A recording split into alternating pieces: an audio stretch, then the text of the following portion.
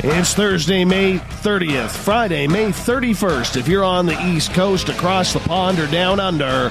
And this, my friends, is Spaced Out Radio. Hope you had a great day and night. I am your host, Dave Scott, broadcasting to you live from the Great White North on top of the sunny mountains of central British Columbia, right here at SOR headquarters.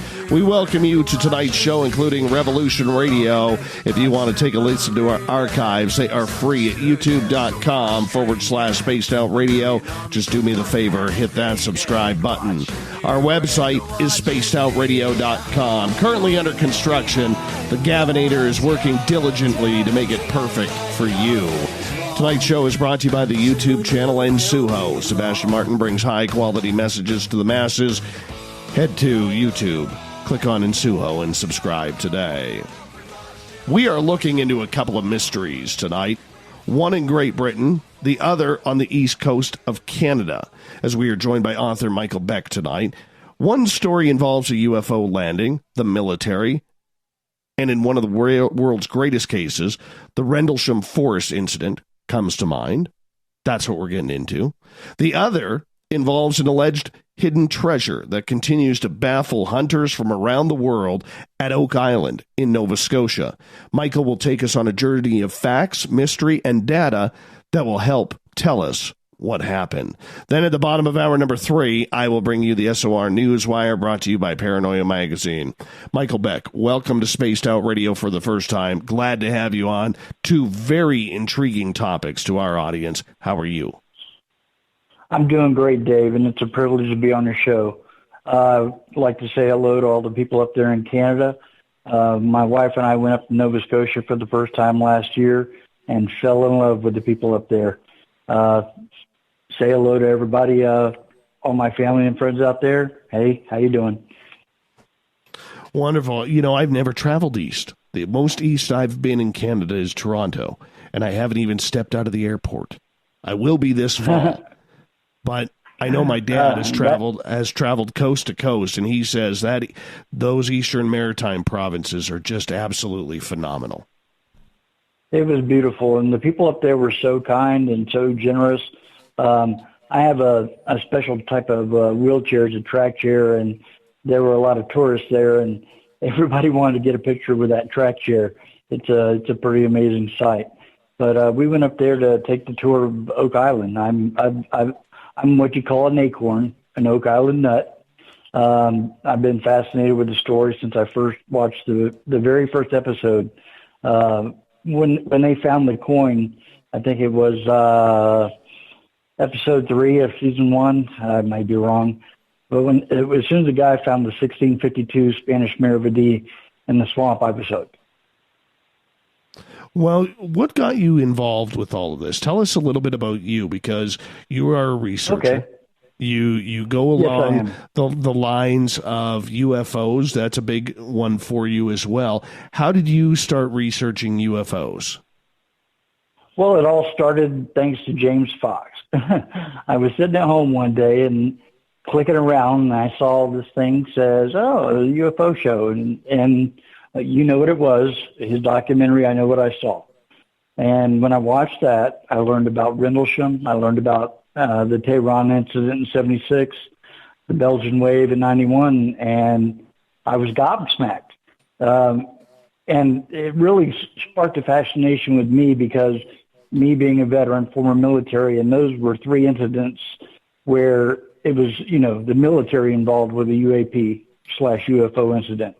And that's what really reeled me in. That was the first thing.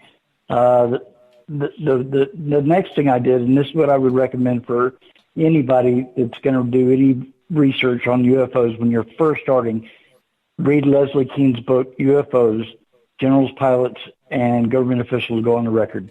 That's an outstanding book. No, thank you so much for being a veteran. Really appreciate you doing that, man. Some of us were born to serve. I was one of them. It was a privilege and a pleasure, man. Thanks. You're welcome. How long did you have in? Give a little shout out, man. How long did you go in for? I was going to go in for 32 years, like my grandfather did. That was my plan. But 2 months into my third year, I was injured in a training accident and had to be retired. Oh, darn it. Sorry to hear about that, but thank you for your time in the service. What service were I you loved in? it. I was in the U.S. Army. My MOS was 19 kilo. I was a gunner on the M1A1 Abrams main battle tank. Oh, But nice. I spent that thing is a blast. Pardon the pun.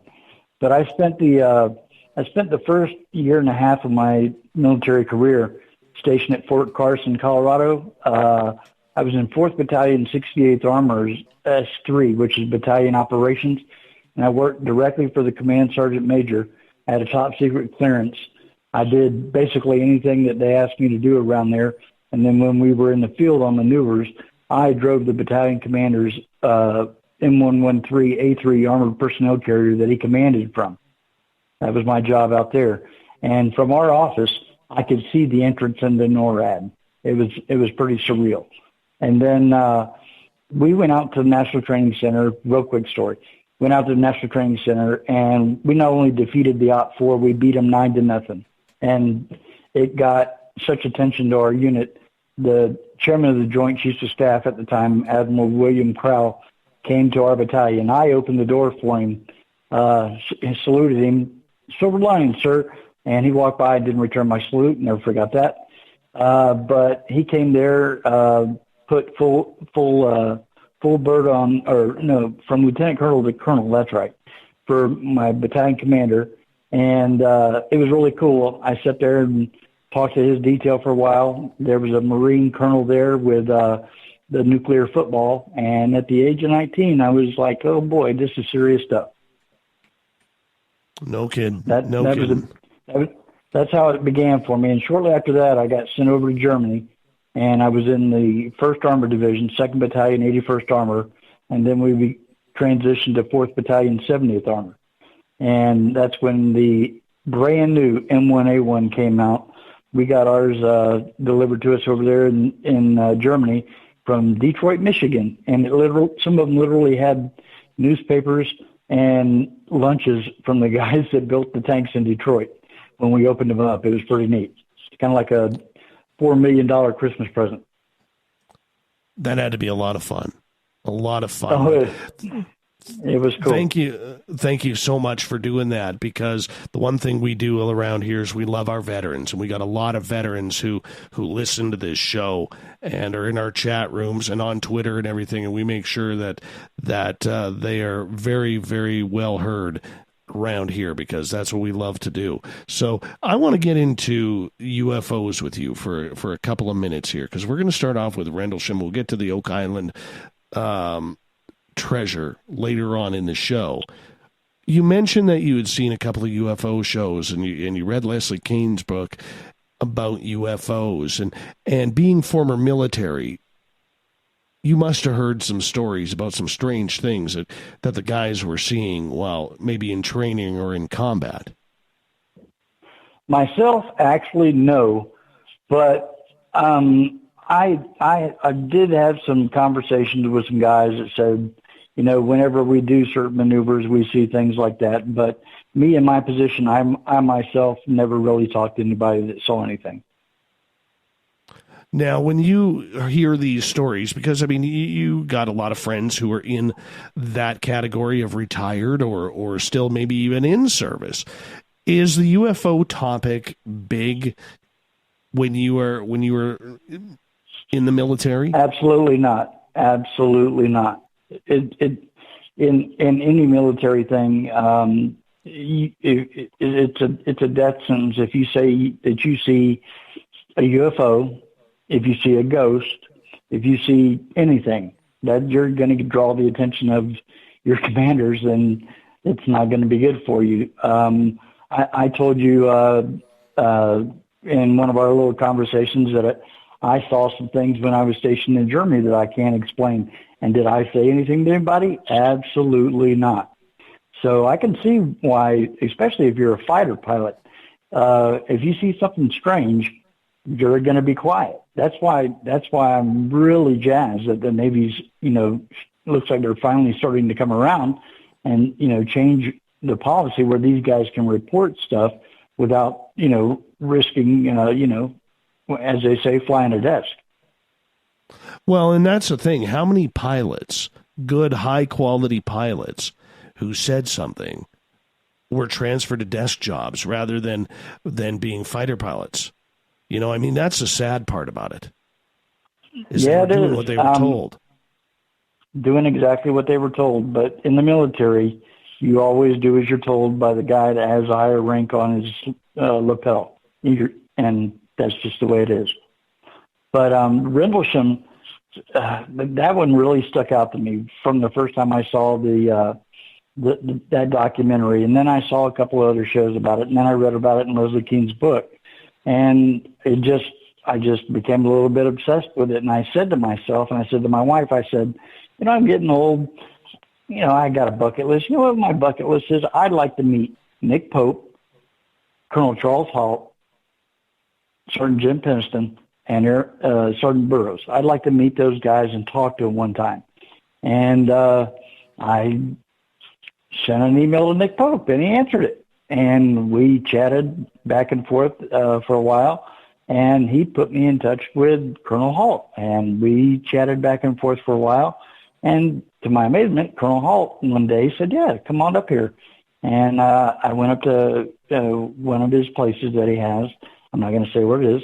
Don't want to, no, that's fair. Give him any unwanted attention. And that turned out to be a nightmare because we had planned to meet at this one restaurant, and I got there 15 minutes early, as I do, and I discovered that the restaurant was closed. And so I sat there and I waited for him, and, okay, last minute change, okay, instead of a nice quiet restaurant where we could have a quiet conversation in private, we ended up at a buffet, and it was horrible.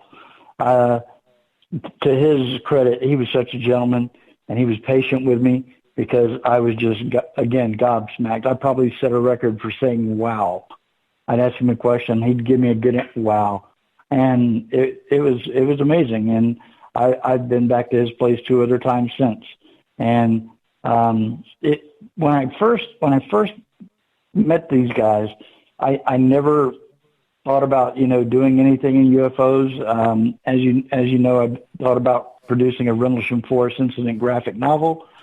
But up until recently, as of May 11th, actually, Sergeant Peniston was at a MUFON event in Minnesota, I believe, and I watched that tape. And for the most part, I was basing night one, his events off of the book that he did along with Sergeant Burroughs and Nick Pope. And he said some things in that interview, well, that are kind of put a halt to it for right now. I don't want to get into specifics, but there's some real animosity between some of the parties that are involved there. It is one of those contesting factors that a lot of people go through when they go through an incident like Rendlesham. For our listeners who are not familiar with this case, let's go back in time to the United Kingdom military base. I believe that base was shared by both British and American soldiers at that time. Take us back to the date. What happened? December 26th, just a little bit after midnight, Christmas night, 1980. And actually, Bentwaters and Woodbridge were American bases on British soil. There were no British forces on those bases. It was just U.S. Air Force, to my knowledge. There might have been a small contingent somewhere, but as for like combat forces, no, not on the base. Shortly after midnight that night, Sergeant Burroughs, at the time, we'll call him Airman First Class Burroughs, him and Staff Sergeant Bud Stevens and 2 security patrolmen were out patrolling the perimeter and came upon the East Gate area, and that's when everything started. I can't remember. I think Burroughs was the one that says he noticed it first and pointed out to Sergeant Stevens, and both of them immediately recognized this is something that we've never seen before. Sergeant Stevens had been there for quite a while, and if I had my facts right, Burroughs had been there for 18 months. So he pretty much knew what was going on too. That's when they made the call to CIC. It goes one phone call to the other. It's how it goes in the military, up the chain. And eventually it got to the guy who was running the show that night, and that was Staff Sergeant James Peniston. And him and his driver, Airman First Class Ed Kabanzag, I believe it's the way it's pronounced. You hear it some different ways on television, but they went out there and responded, and there's that famous moment when they get out there and Sergeant Stevens says to Sergeant Peniston, it didn't crash, it landed. What do you think? Okay, so the guys go out there into the woods, and they had to set up that radio line because of radio interference. And I asked Colonel Holt the first time we met, did you ever have anybody have any radio trouble when they were off base, in the forest area or anything? Never, ever, except for the nights that the incident happened. They had to form a line, and I think they said they spread out about 50 meters apart. And so Kabanzag, to my knowledge, never actually laid eyes on, as Peniston calls it, the object of unknown origin.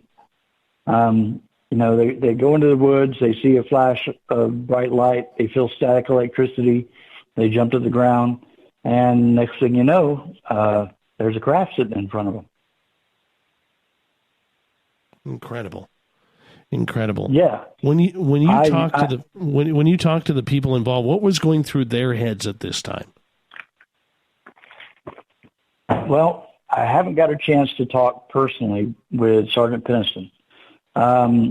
When I first got in touch with Mr. Pope and Colonel Hall, he also gave me Sergeant Peniston's email address, and we talked a couple of emails back and forth, and he agreed that, he would meet me for dinner. I'd buy him a really nice dinner, and we would talk about it when he got around to finishing his book. But his book kept getting pushed back further and further and further. And, now it's finally come out, and I'm really glad because I'll be one of the first people to get my hands on a copy. He kept getting his date pushed back, and then we never really got together. And then that's when, just on a side note, I got my idea to do a Rendlesham graphic novel by watching the movie Unbreakable. Have you seen that movie? No, I have not. The M. Night Shyamalan movie, the one with Bruce Willis where he's unbreakable. Right at the beginning of the movie, they have facts about the comic book industry, about, how much comics are worth, the industry and all that stuff. And the light went off above my head. And I told my wife, I said, wow. I said, I've seen a lot of shows about Rendlesham. I said, but how would a graphic novel be? And my wife, neither of us have ever read a comic book. I'm sorry, all you comic book guys out there, that I'm trying to do a graphic novel and I've never read a comic. Please don't hate me. But, I sent the idea to Nick, and Nick said, hey, I think that's a great idea. And he talked to Colonel Holt about it. Colonel Holt not only said, great idea, what can I do to help? That's the kind of gentleman those two guys are. Very nice. Very nice. Michael Beck is our guest tonight on Spaced Out Radio, talking Rendlesham Forest. With that case, when they saw the UFO, this was a very long incident. It wasn't one of these incidents where, it happens for like 5-10 minutes, if that, and then poof, it's gone. This one lasted for a while. 45 minutes. 45 minutes. Sergeant Peniston, everybody agree, 45 minutes they were on the ground. Yeah, he had time. Credit Sergeant Peniston. I don't know about you, but if I was standing there in front of a spacecraft, I'd kind of be losing it a little bit. And I like to think that I had composure when I was a soldier. But, credit him. He had he went around. He took the time to walk around the craft. He made notes in his notebook. He measured it. He took pictures. 2 rolls of film, The story is when they were developed, they were fogged. He turned those into the military to be developed. You can take that, as you want. But you have to remember, night 3, when Colonel Halt was out there with his team, Sergeant Monroe Neville's, an amateur photographer who's very much into photography, took his own camera out there, and his rolls of film were fogged too. And he said that there was only one thing that could have fogged those cameras, and that's radiation. Interesting, yeah. So he goes walking around the craft, and all this time, okay, in the book, Encounter in Rendlesham Forest, they talk about, Burroughs just standing there frozen, enveloped in a bluish white light, just standing there. And Penniston described it as being inside of a bubble. And inside that bubble, there was no sound, no air disturbance, static electricity. It was just a very odd feeling is the way he described it. And again, could it have been radiation from the craft? He walks around the craft, and then he discovers the famous symbols that everybody's seen on the internet. You've seen them, right, Dave? Yeah, I mean, there is so much, conjecture as to what's real and what's fake on the internet that I don't pay much attention to it anymore. But every now and again I go for a peek. We got about 1 minute. The symbols are in the book. If anybody wants to look, Encounter in Rendlesham Forest, the symbols are in there, and the stuff about the codes in there too. But I won't say anything about that. We'll talk about that later. With this case, why is it so relevant today? It's so relevant today because it looks like we're on the verge of disclosure. To me, that's my answer. It's relevant also because the first time I met Colonel Halt, he told me that back then, he said, our government is still studying UFOs, but you'll never hear about it. He was right. We were studying UFOs. It wasn't until that New York Times article in 2017 came out that we found out that they're studying them. All right, my friend, I'm going to get you to hold on right there. We're going to take a break here at the bottom of the hour. Author Michael Beck is our guest tonight on Spaced Out Radio. We're talking Rendlesham Forest incident. What happened over in the United Kingdom when it came to UFOs? We're also, later on in the show, going to get into one of his favorite topics, looking for the gold at Oak Island. More Spaced Out Radio right after this.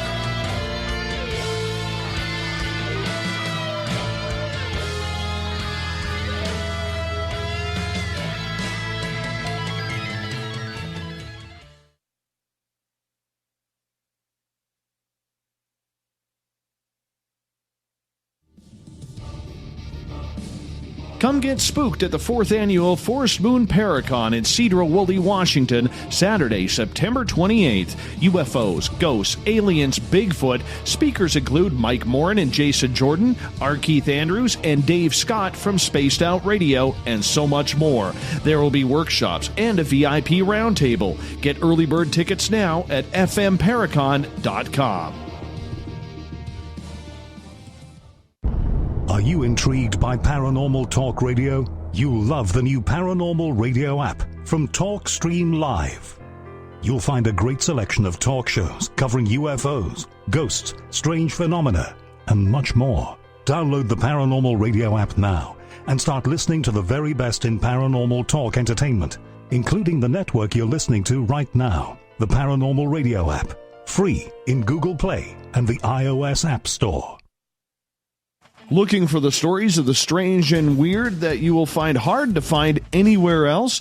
Check out the SOR Newswire on our website. Our writers, led by Captain Shirk, are scouring the world for the oddest and most bizarre stories we can find. Everything from weird crime to suspenseful and paranormal. We're working hard for you to bring you the most intriguing news of your day. Check out the SOR Newswire at spacedoutradio.com today. A timepiece is a reflection of who you are. And what better way to show off the real you than with an Escape watch? Escape is a lifestyle brand accessorizing your days and nights. Choose to escape and create the life of discovery that you deserve. Dream, play, unite with your own personalized Escape watch. Head to escapewatches.com. There is no time like the present to enjoy your escape. Use promo code SMF2017 for your 20% discount today. Heading to Vancouver and looking for a night on the town? The Moose Vancouver is the bar that never stops rocking until 2 a.m. every night. The Moose has great food with everything on the menu from $6.95 to $8.95. Fantastic, vibrant staff and rock and roll that will bring you back to when the music was real, the hair was long, and the guitars were rockin'. Get your party on at the Moose Vancouver, the official party bar of Spaced Out Radio. Hello, this is your guitar man, Ron Bumblefoot Thal, and I have to tell you, I love the response I get for Little Brother is Watching from Spaced Out Radio fans. It's amazing how music can inspire and make people think deeper about what's going on in the supernatural world. You can head over to my website, bumblefoot.com, to check out my music, my guitar workshops, my touring, even check out some of the hot sauces that I'm working on. And make sure you keep on listening, because with Spaced Out Radio, you know Little Brother is watching. Are you tired of being blocked, shadow banned, or placed in jail for simply posting your thoughts on social media? Social Media Freedom can take care of that for you. Social Media Freedom is the newest and one of the best free new apps that allows you the freedom to post what you want, when you want. It takes seconds to download from your app store. Come join the tribe at Social Media Freedom. It's time to set yourself free. Every night on Spaced Out Radio, we have places for you to hang out. Hi, this is Carl. Join our SOR Space Travelers group on Facebook for live chat. On Twitter, using hashtag Spaced Out Radio. You can also join us in our Spreaker chat room. Check us out on Instagram at Dave Scott SOR. All of our archives are free on YouTube at Spaced Out Radio. By the way, I'll be watching you at your window until you do. Bye! So, you love talk radio? Then you'll love TalkStreamLive.com. TalkStream Live is always on, 24/7, with the best streaming talk shows. Find your favorite talkers and discover some new ones. It's free, readily available online or on mobile with any smartphone or tablet. Finding your favorite talk shows all in one place has gotten a whole lot easier. Just go to TalkStreamLive.com. Be sure to download the free apps from Google Play or the iTunes App Store. Did you know Spaced Out Radio runs 7 days a week? Hi there, this is Tessa Nicole Thomas, and I'm here to take you on a paranormal journey each Saturday and Sunday night. Why change the station when you have it all right here? Together, we'll hang out and share some strange and scary stories. And don't forget, we have Psychic Sundays as well, so come tune in Spaced Out Weekend. We get going at 9 p.m. Pacific, midnight Eastern, only at spacedoutradio.com, where we own the night. Looking for a place to advertise at a very reasonable cost? Look no further than Spaced Out Radio.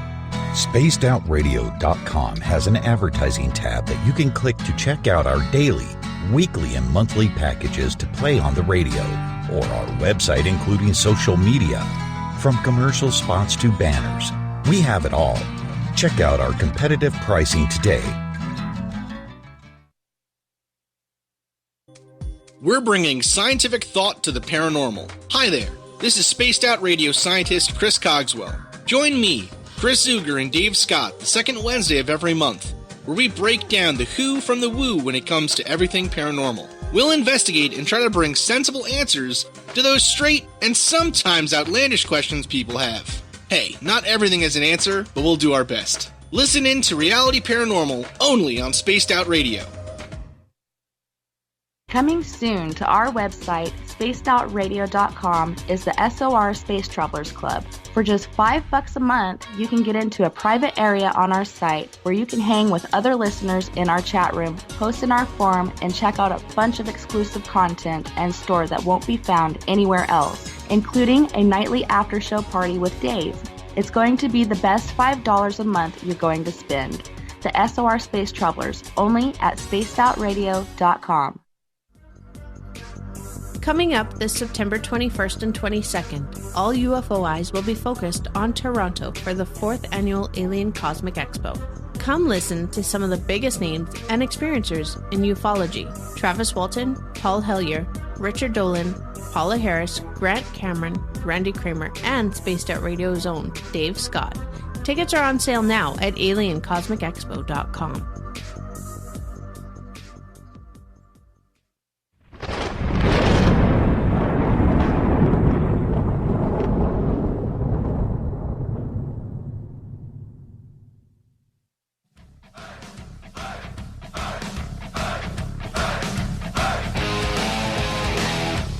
Welcome back to the second half hour of Spaced Out Radio. Tonight, I am your host, Dave Scott, sitting in the captain's chair of SOR headquarters. Glad to have each and every one of you with us tonight.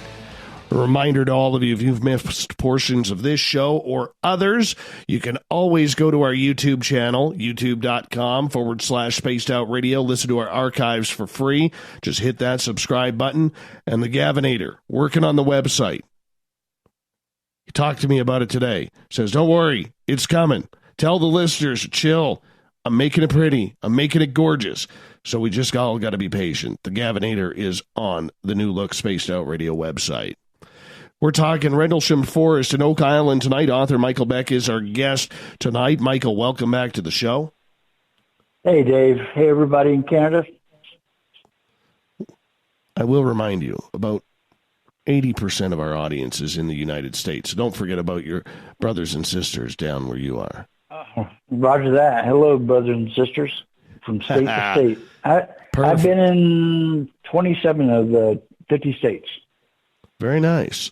Very nice. Yeah, I like to travel. Hey, Michael, getting back to the Rendlesham Forest incident, was it ever described what this UFO that landed looked like? Yes, it was. Black, like, try to imagine black glass, almost like obsidian. About 9 feet long, 6.5 feet tall, triangular in shape.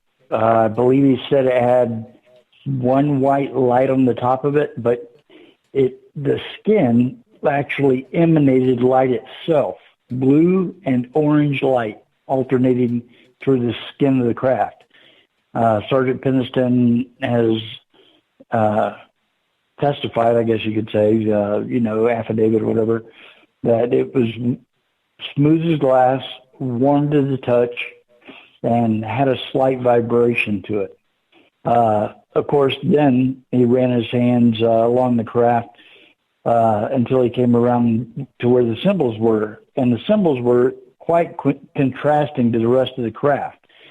As the rest of the craft was smooth, as he said he ran his hand across those, they were raised and felt like sandpaper.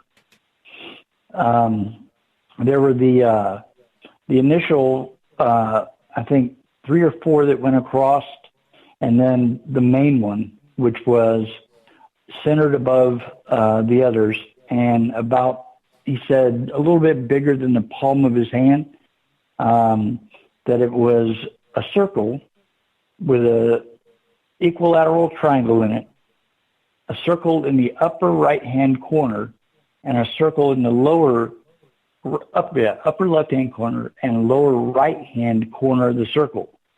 I remember some scientists trying to interpret it as possibly a map, that the circle was an apogee and a perigee, and I had no idea about that, but something very interesting happened when he touched that main symbol, as he called it, and that's when he got the, as they call it, the Rendlesham code, the flash of ones and zeros in his head. That literally, he said it stayed running in his head and it didn't stop until he pulled his hand off. And he said he wasn't about to put his hand back on again after he did.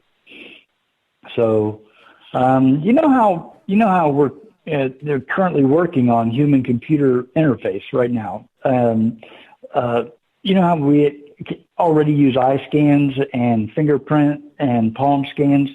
That to me, that's a form of information exchange from a hand or eye to a computer, and I actually, this makes no sense to anybody that's a real scientist.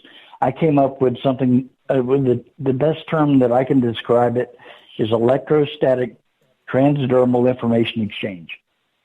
He was able to get a message from that craft just by touching it.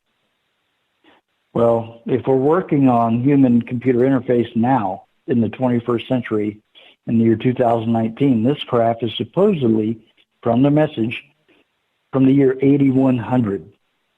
So how much could we advance information-wise between computer and human interface in 6,000 years?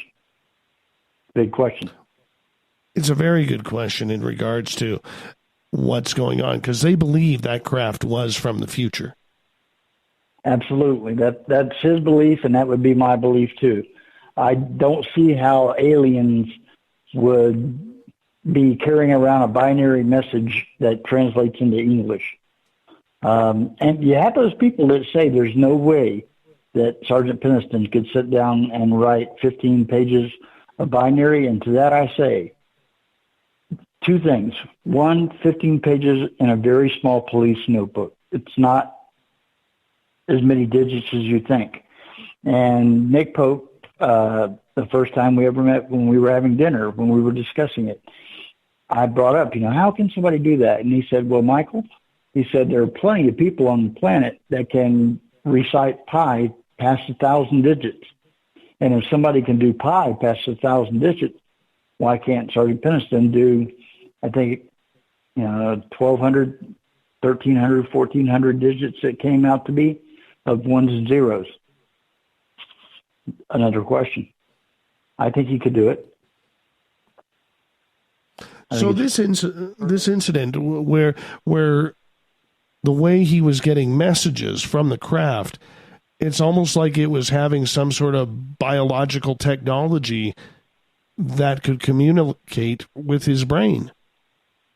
Absolutely. And to me, that if it could communicate with him, I would think it was meant to communicate with a human. And, it's in the message that he decoded. It was several years before. I don't know if you know the story, but he was with John Burroughs and Linda Moulton Howe and some producers. I think it was for when the two of them were going to go back over to Rendlesham. And he had his police notebook there, and they were turning some pages. And I believe it was Burroughs that it caught his eye, and he said, "Wait a minute, what's that?" And Peniston said, "Oh, it's nothing. It's just something I saw, and when I touched the craft and I wrote it down, and it's nothing." And Burroughs and Linda Moulton Howe, they were like, "No, that's binary code. That's something that could be important." And he had it decoded, and the message famously reads, "Exploration of Humanity, 666 8100 at the top. Exploration of Humanity, continuous for planetary advancement, and eyes of your eyes." Those are the English words that came out of it. And I believe also the English word origin year is repeated at the bottom. And again, it says 8100. And transmitted in those messages were various coordinates around the planet that, when they decoded, were Carousel, Belize, Sedona, Arizona, the Great Pyramid at Giza, the Nazca Lines in Peru, Taishan-Q, China, and the portal at the Temple of Apollo in Greece. Pretty diverse, but I don't see Australia. I don't see Australia there, so I guess nobody cares about Australia in the future. That's a joke. I don't see much in Northern Europe or Eastern Europe there. Peniston believes that there's something that happens between when he touched that craft in 1980 and the year 8100, something calamitous. And that was always my first thought too. Why would a craft come back from the future? Okay. My example would be, we don't know how they made Stonehenge. We don't know how they made the pyramids. Wouldn't it be really cool if we could go back in time and see how they did it? That was my first thought. Well, it says exploration of humanity. Maybe they're just coming back to check us out. But then I thought, well, if they had a good record of everything, why would they send something back just to find out something? And then the next thing I came up was, well, maybe they came back to stop something. Maybe that's why they were at a nuclear armed base. I mean, nobody will tell you, nobody will go on the record that nuclear weapons were stored at Woodbridge or Bentwaters, but they were. We have Michael Beck, author, tonight on Spaced Out Radio, talking Rendlesham Forest. Michael, were there any aliens seen coming out of this craft? Absolutely not. The craft sat on the ground.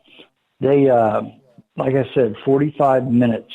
And they were literally lost on the radio for 45 minutes. Everybody back in CIC was going crazy. They couldn't get in touch with the guys. And then when they came out of the woods, first the craft takes off.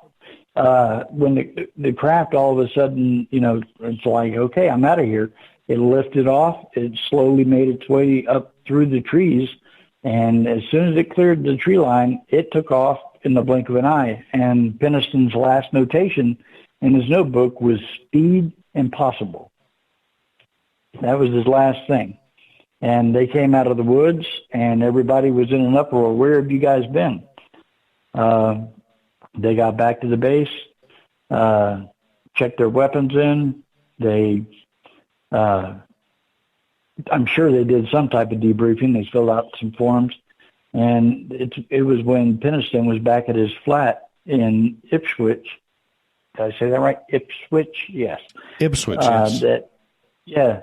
That he went back to his place and he couldn't go to sleep. He kept seeing the code in his head, and it was driving him wild. He thought he was going crazy. He actually, I don't know if a lot of people are aware of this, he actually went back out into the woods with a backpack with some plaster Paris and made plaster castings of the 3 indentations the craft made when it landed on the ground. And Colonel Halt, to this day, has one of those castings. So they come out of the woods, they get back, he goes to his flat. He gets back from doing the castings, and he still can't sleep. So he, I don't know if it was frustration or compulsion, sat down and wrote the ones and zeros.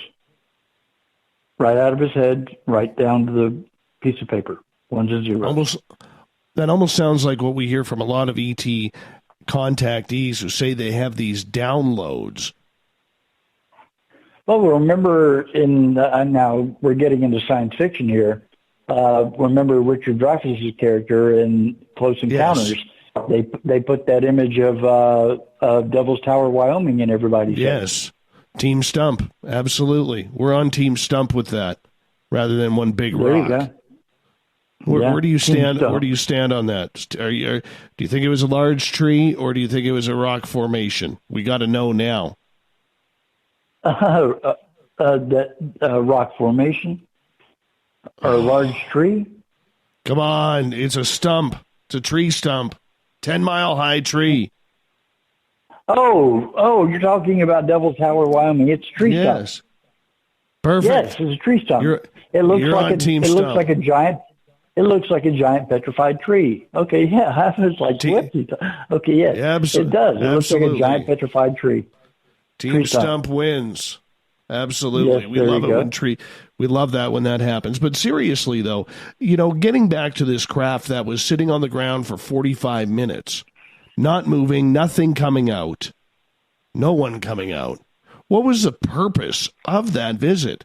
Do we even know why it landed there? Are there any clues?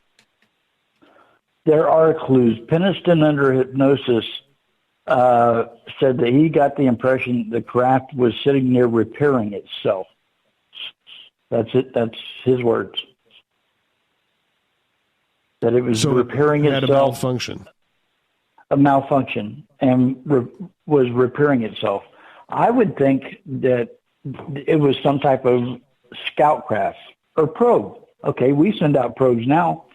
Maybe it was a probe. Maybe it was there, and maybe it found something that caused a revisit 2 nights later that Colonel Hall experienced. Maybe that craft found what it was looking for. So we don't even know if there was any humans or aliens on this because, like you just said, it could have been just a drone. It could have been just a craft, just a probe, a scout craft. That's the impression that I got. If I was going to say as a layman what that craft was and the crafts that were buzzing around on Colonel Halt and his party, that they were scouts, that they were looking for something. In diameter, what did this craft look like? Was it like a disc that we would, the classic UFO shape? Was it one of these? The one that landed night one? The one that landed night one, is that the one you're asking about the shape? Yes. Okay, it was like a triangle. It wasn't round. It was. I don't want to say like an equilateral triangle, but it was triangular in shape. It did have a raised area in the center. I'm running his sketch through my head from his police notebook, and he couldn't tell from the light that it was giving off whether or not that it even had landing gear or not. That he thought at one point that it might be hovering, but then they found the indentations in the ground. So I guess that made him assume, these must be from the craft, and they were an equal distance from each other in a triangle, and they were depressed deep enough into the ground. You got to remember, on this night it was very cold. It was just above freezing. So something had to be very heavy to mash that into the ground. Now you got your people your debunkers that say, those 3 holes, those were done by rabbits. Colonel Hall said there's absolutely no way that a rabbit could dig in that ground. You have the people that say from Colonel Halt's encounter on night 3 that it was the Orford Nest Lighthouse.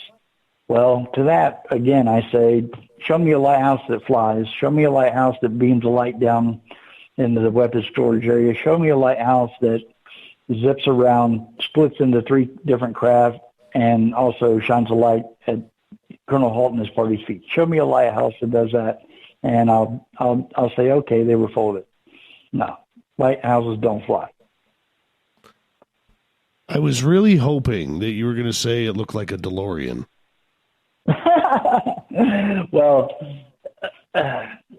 I try, like I said, I try to debunk everything first. I try to give everything the benefit of the doubt.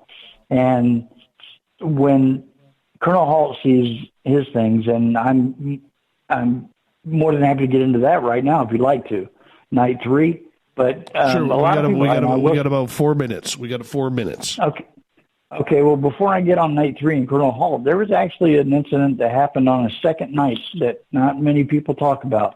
I won't say the person's name, and I won't say the person's gender, but there was a security patrolman that saw something on night 2 while that person was on patrol that caused that person to have a nervous breakdown, and they were sent back to the United States, and Colonel Halt said within 48 hours.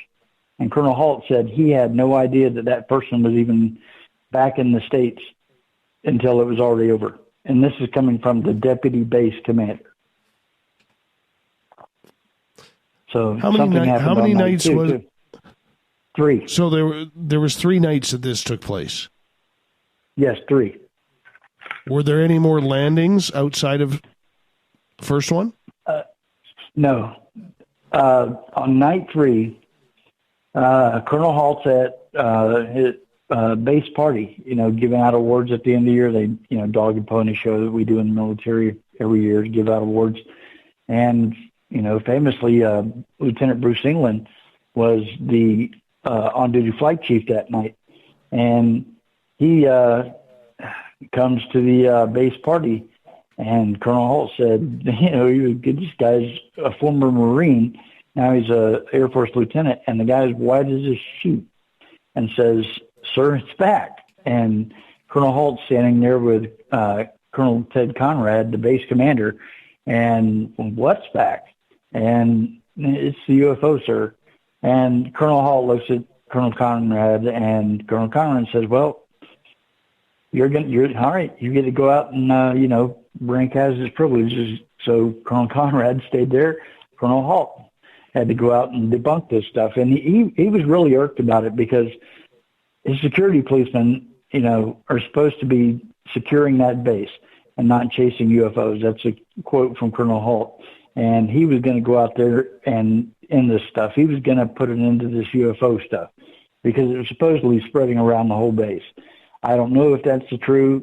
That's the truth because my sister was stationed at Bentwaters in January of 1981, shortly after the incident, and she never heard anything about the UFO.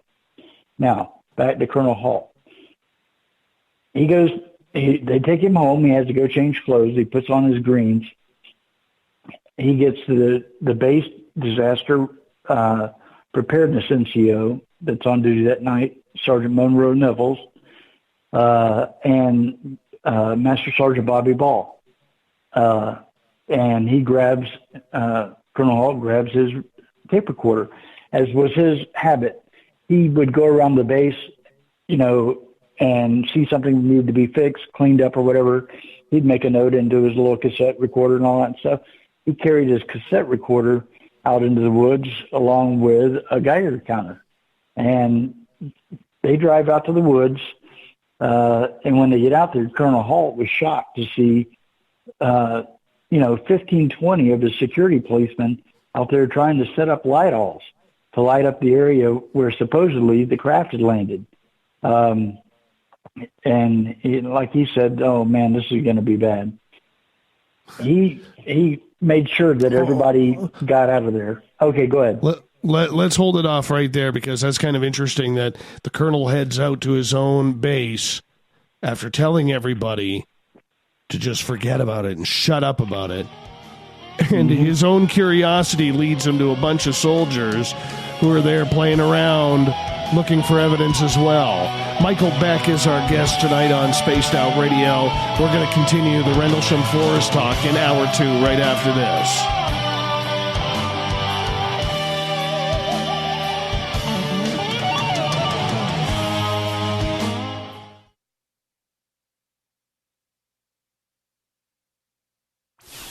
Hang out with Spaced Out Radio, where we own the night. This is Carl. You can follow Dave on Twitter at Spaced Out Radio, and during the show, use the hashtag Spaced Out Radio to chat with us live. On Instagram, at Dave Scott SOR. On Facebook, give our page a like, Spaced Out Radio Show. SOR archives are free on YouTube at Spaced Out Radio. Come join us, or I will come join you. See you at your window. On the first Tuesday of every month, I encourage you to come along for a journey with me, Geraldine Orozco, on The Spiritual You. Together, we will take a look at how to access the highest expression of yourself and change your life. Consciousness, ET contact, health, and wellness, we can talk about it all. So come along for a spiritual ride with me, Geraldine Orozco, on The Spiritual You, only on Spaced Out Radio. Get your horns up with me on Spaced Out Radio. This is Ron Bumblefoot Thal. Come tune in to SOR where you can hear me rock out with Little Brother is Watching, the official theme song of Spaced Out Radio. And then come on over to bumblefoot.com where you can find out about my tour schedule, my music, and everything else. Bumblefoot.com keeps you up to date on what I'm doing and the best way to stay in touch with my music and music camps. Sign up for my newsletter at bumblefoot.com and remember, Little Brother is Watching. Canada's largest UFO conference is ready to roll in Toronto this September 21st and 22nd at the Alien Cosmic Expo. This year is about the experience. Listen to the stories of Dave Scott, Travis Walton, Paula Harris, Grant Cameron, Ryan Stacey, Richard Dolan, Leslie Mitchell-Clark, and more. Get your tickets now at aliencosmicexpo.com.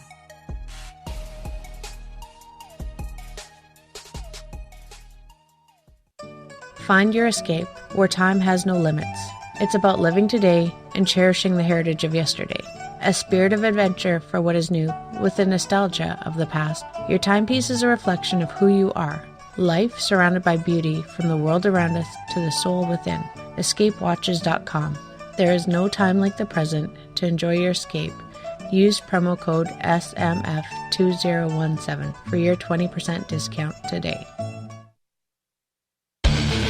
The Call of the Wild is in Vancouver. The Moose Vancouver is one of the hottest bars and restaurants in the city. Open until 2 a.m. nightly, the Moose will rock you like a hurricane all night long. Great food with everything on the menu at $6.95 near the corner of Nelson and Granville. Get your horns up and come rock with us. The Moose Vancouver, the official rocking bar of Spaced Out Radio. Visit purpleplates.com today. For over 40 years, the Purple Energy Plates have been delivering amazing results for their many customers. Inspired by the great genius Nikola Tesla, the harmony, healing, and energetic effects of the plates have proven over and over to be beneficial and often miraculous to thousands of customers. Check their site for daily specials and choose from their many energy products. You won't be sorry. Visit them today at purpleplates.com. The freedom to post what you want, when you want. That's the social media freedom you need. Social Media Freedom is the free app in your app store. No need to worry about going to jail or being shadow banned any longer. It's the freedom to say what you feel. The freedom to know Big Brother isn't watching. It's the way social media is supposed to be. Social Media Freedom. It's time to set yourself free. Download from your app store today. At spacedoutradio.com, we have a little bit of everything for you to stay up late. So while you're there, check out our SOR Newswire, where our team brings you stories of the weird and strange to the WTF from around the globe. News on Bigfoot, UFOs, paranormal, Darwinian-type crime tales. It's the stories that the mainstream media usually won't touch. Well, we got them all on the SOR Newswire, only at spacedoutradio.com. Looking for a place to advertise at a very reasonable cost? Look no further than Spaced Out Radio. SpacedOutRadio.com has an advertising tab that you can click to check out our daily, weekly, and monthly packages to play on the radio, or our website including social media. From commercial spots to banners, we have it all. Check out our competitive pricing today.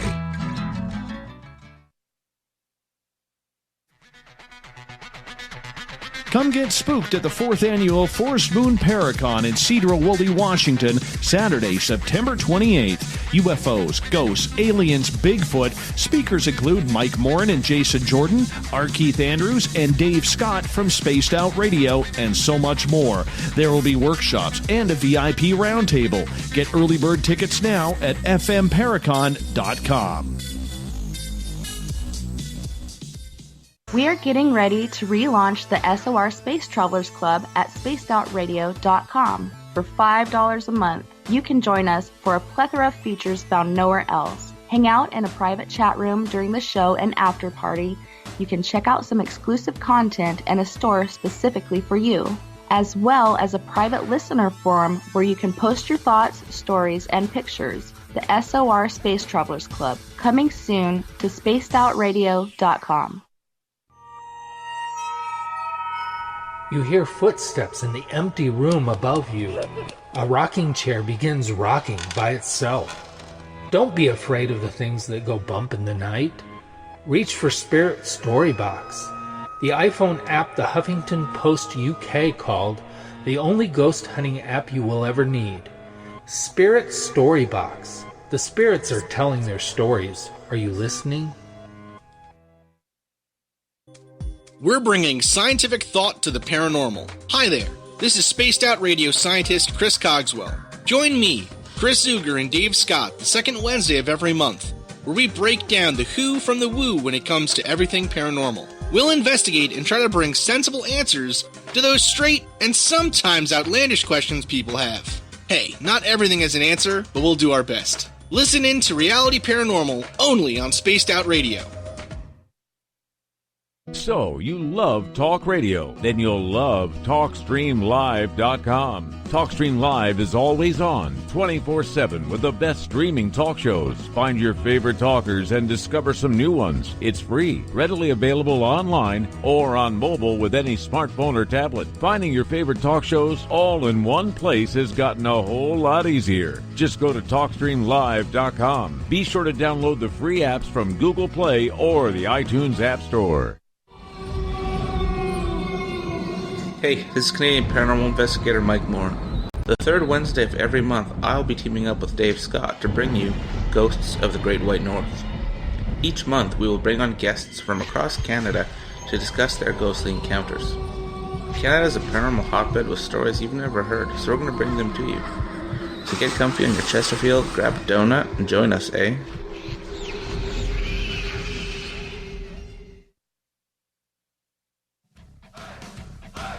You're listening to Spaced Out Radio with Dave Scott. Follow Dave on Twitter @Spaced Out Radio and on Facebook, Spaced Out Radio Show. Welcome back to Hour 2 of Spaced Out Radio tonight. I am your host, Dave Scott. Thank you so much for being with us. Tomorrow night on the show, I'm bringing in some friends for the SOR Paranormal Roundtable. We do it the final Friday of every month, 9:06 Pacific, 12:06 a.m. Eastern at spacedoutradio.com. Hi to everyone listening in on KDNF AM 1560 in Dangerfield, Texas, KDUN AM 1030 in Reedsport, Oregon, in Ridgecrest, California, KZFX 93.7 FM. I always like saying KZFX. Chuck hates it. I like it. It's a Canadian thing. WQEE 99.1 FM in Newton, Georgia, and UPRN 107.7 FM in New Orleans. On the digital side, hi to everyone listening in on Revolution Radio tonight. Good to have you with us. Remember, you can check out all of our archives for free at youtube.com/Spaced Out Radio. Just do me the favor, hit that subscribe button. The Desert Clam has set the password for tonight in the SOR Space Travelers Club. Sternutator. Sternutator is your password. Make sure you use it wisely, Space Travelers, as the Clam sets a password each and every night right here on the mighty SOR. Our website is spacedoutradio.com, currently under construction, but the Gavinator is confident he's going to get it up and running very, very soon. Tonight we are talking Rendlesham Forest and Oak Island. What treasures lie beneath the Canadian island? We're going to get into Oak Island a little bit later in the show. Right now we're talking Rendlesham with author Michael Beck. Michael, thank you so much for being on Spaced Out Radio tonight. What a pleasure. A privilege to be here, Dave. Having a great time. You're doing fantastic. You're doing fantastic. A couple questions from our audience, because in hour 2, we like to include audience questions from our chat room. Let's start off with Uncle Dale. You never know if it's Uncle Dale or it's his mustache that's asking the question. And he is asking about the binary code that was found. Do you know what the encoding was of the binary code? The encoding, just a series of ones and zeros. Again, the speculation as to the message's meaning. You know, it's obvious in the message, but yet cryptic. Exploration of humanity, continuous for planetary advance, eyes of your eyes, and the global coordinates of 1, 2, 3, 4, 5, 6 different areas on the planet, and its supposed origin, a mythical island off the coast of Ireland called High Brazil, are the coordinates. Funny thing, though, is if you look at an oceanographic map of that area, it does look like a submerged island right where that coordinate is. But basically, that's all that was encoded in the message, just a cryptic message and the coordinates of the planet. That I think that's what the craft was. Those are the coordinates that the craft were visiting. That's my guess. All right, let's get to another question here. This one comes from Gail, who is asking, since the craft was just sitting there on night one, why didn't our military haul it off for examination? The best answer I can give to that is the fact that it was only there for 45 minutes. And for that 45 minutes, the person in charge, Sergeant Peniston, for security that night, was out there evaluating whether it was a downed aircraft, which they first thought it was. Obviously, it turned out to not be. That's what they were doing out there. I can't give you a good answer as to why there wasn't a bigger response that night other than confusion. I could see where that would be quite confusing. Totally see where that would be confusing. All Good right, question, let's get to another question from PBR. He is asking, if the craft was 10 feet wide and only 6 feet high, that must have been, if there was aliens inside, they must have been very, very small. They would have had to be very small. Again, I don't see, judging by his measurements of the craft, that there could even be, at the most, a single biological entity. If you go by, a human, it'd be big enough for about one human to sit in the center of. But again, you have, when a craft takes off the way it did, you have to deal with, if you have something biological in it, you have to deal with inertia. It takes off at that speed. A human would be a squashed meat sack against one of the walls. But again, if they can overcome traveling through time, I would assume overcoming inertia would be quite simple for them to overcome. But no, I don't believe that there was any person in the craft whatsoever. Now, Colonel Holt had, as we were talking right before the break, had wandered off to the area. His curiosity got the better of him, even though he had told all his soldiers to stay away, stop talking about it. We don't need rumors about this going around the base and getting back to the country and everything like that. And then he shows up, and there are a plethora of his subordinates hanging out there. Tell us what happened. He gets out there, and there was a thing, they call them light-alls. Imagine a Briggs & Stratton gasoline-powered engine that you fill it full of gas, you start it up, and it provides electricity to a bank of lights. They had light-alls out there and were trying to light up the forest. But that's the thing. They were having trouble with the light-alls. They couldn't get them to stay on. And they kept trying to think, are they run out of gas? They had an issue with the gas. The guy that fills the gas at the station, I remember Colonel Hall saying that that guy was involved too. But it was when he got into the forest, and I believe it was Lieutenant England. I'm 99% certain Lieutenant England was the first one to spot something that night. And shortly before he spotted it, which you hear his actual words caught on Colonel Halt's tape recorder, and that's it's that there's something over there. But right before that, Colonel Halt said the light-alls died. They went out and would not start again. Again, remember, their radios were interfered with. Maybe the craft that he encountered that night, maybe they were affecting the light-alls. Because they ended up to be filled full of gas. They could come out with an explanation as to why they quit working.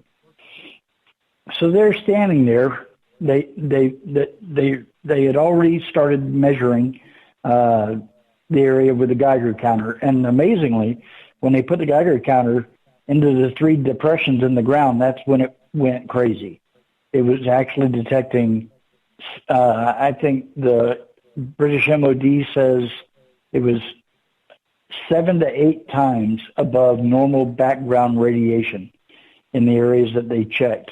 The 3 depressions, and they found scorch marks on the trees surrounding the area that the craft supposedly had landed from night 1, and they held the I'm trying to think of the nomenclature of it and tell you the actual name of it. We'll just say the Geiger counter held it against the tree and received high radiations from it too. They even went around the backside of the trees and the radiation levels would drop. But Colonel Halt's out there and Lieutenant England sees something. And what they saw, Colonel Halt describes it as red and about the size of a beach ball with a black center in it that he could best describe as a pupil because it looked like it blinked. The black center that was round like a pupil would actually disappear for a second and then it'd be there again. And also, and this is quite wild, Colonel Halt said it looked like it was shooting off parts, like pouring metal out of a crucible, molten metal, like it was dripping, like parts of it were shooting off, and that's caught on the recording too. So they're out there, they see this red thing, and it begins to move through the trees, approaching them, and got quite close to them. I think within just 100 yards or so, and they're gobsmacked. Best word I can think of, especially Colonel Halt. He went out there to debunk this, and oh my gosh, here he is staring at something in the woods. A red eye that seemed to be throwing off sparks. They even looked at it through their night vision device. I can't remember I can't remember the exact one. It was a single, not the AMPVS 5s we used in the Army that had 2 lenses. It was a single, but when they looked at it, it was, the image was so bright they couldn't. It would burn their eyes. They tried looking at it through the night vision device. So it was obviously giving off a very bright, radiant light. So much so that, I don't know if you ever looked through night vision or whatever, but a bright light will just wash it out, especially old 1980s technology that we had back then. The night vision wasn't the best in the world back then, trust me. And they see they're observing it, and all of a sudden, the red eye that they're looking at is the best way to describe it. The red eye exploded silently, he said, into 5 white lights that like dissipated, almost like fireworks. You know how they sparkle and then they just dissipate, and it was gone. And the next thing they know, one of the guys in the party sees a light to the north, 2 lights. And they're moving around at very high speeds, turning at 90-degree angles, stopping on a dime. And from where Colonel Halt says he and his party were, it appeared that they were stopping and shining beams down into the weapons storage area. And nobody would go on record at the time, but now guys have, that guys that were guarding the weapons storage area did see the craft or crafts that night. The radar operators, Ike Baker or Barker, I believe, was one of the radar operators. He has now gone on the record as, they tracked the UFOs as they were flying over. I think he said it crossed his scope so fast that they estimated the speed of one of them at 60,000 miles an hour. Incredible. Especially when Colonel Halt said, the one went north and was beaming the lights into the weapons storage area, while the one to the south, he said, not in the blink of an eye, but within a second. It flew from where it was at, stopped directly above them, and shined a white light that he described as big around as a dinner plate, and it hit the ground right at their feet, about 10 feet in front of them. And he famously, every time he has an interview, he says, you know, our first thought is, what is this? Is this a weapon? Is this a warning? You know, is this some type of communication? And he famously says right there into his tape recorder, we now see what appears to be a light shining down to the ground. This is unreal.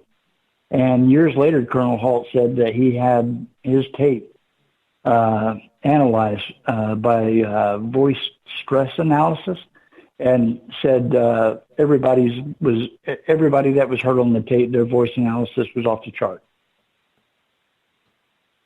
Michael Beck is our guest tonight on Spaced Out Radio, talking Rendlesham Forest here.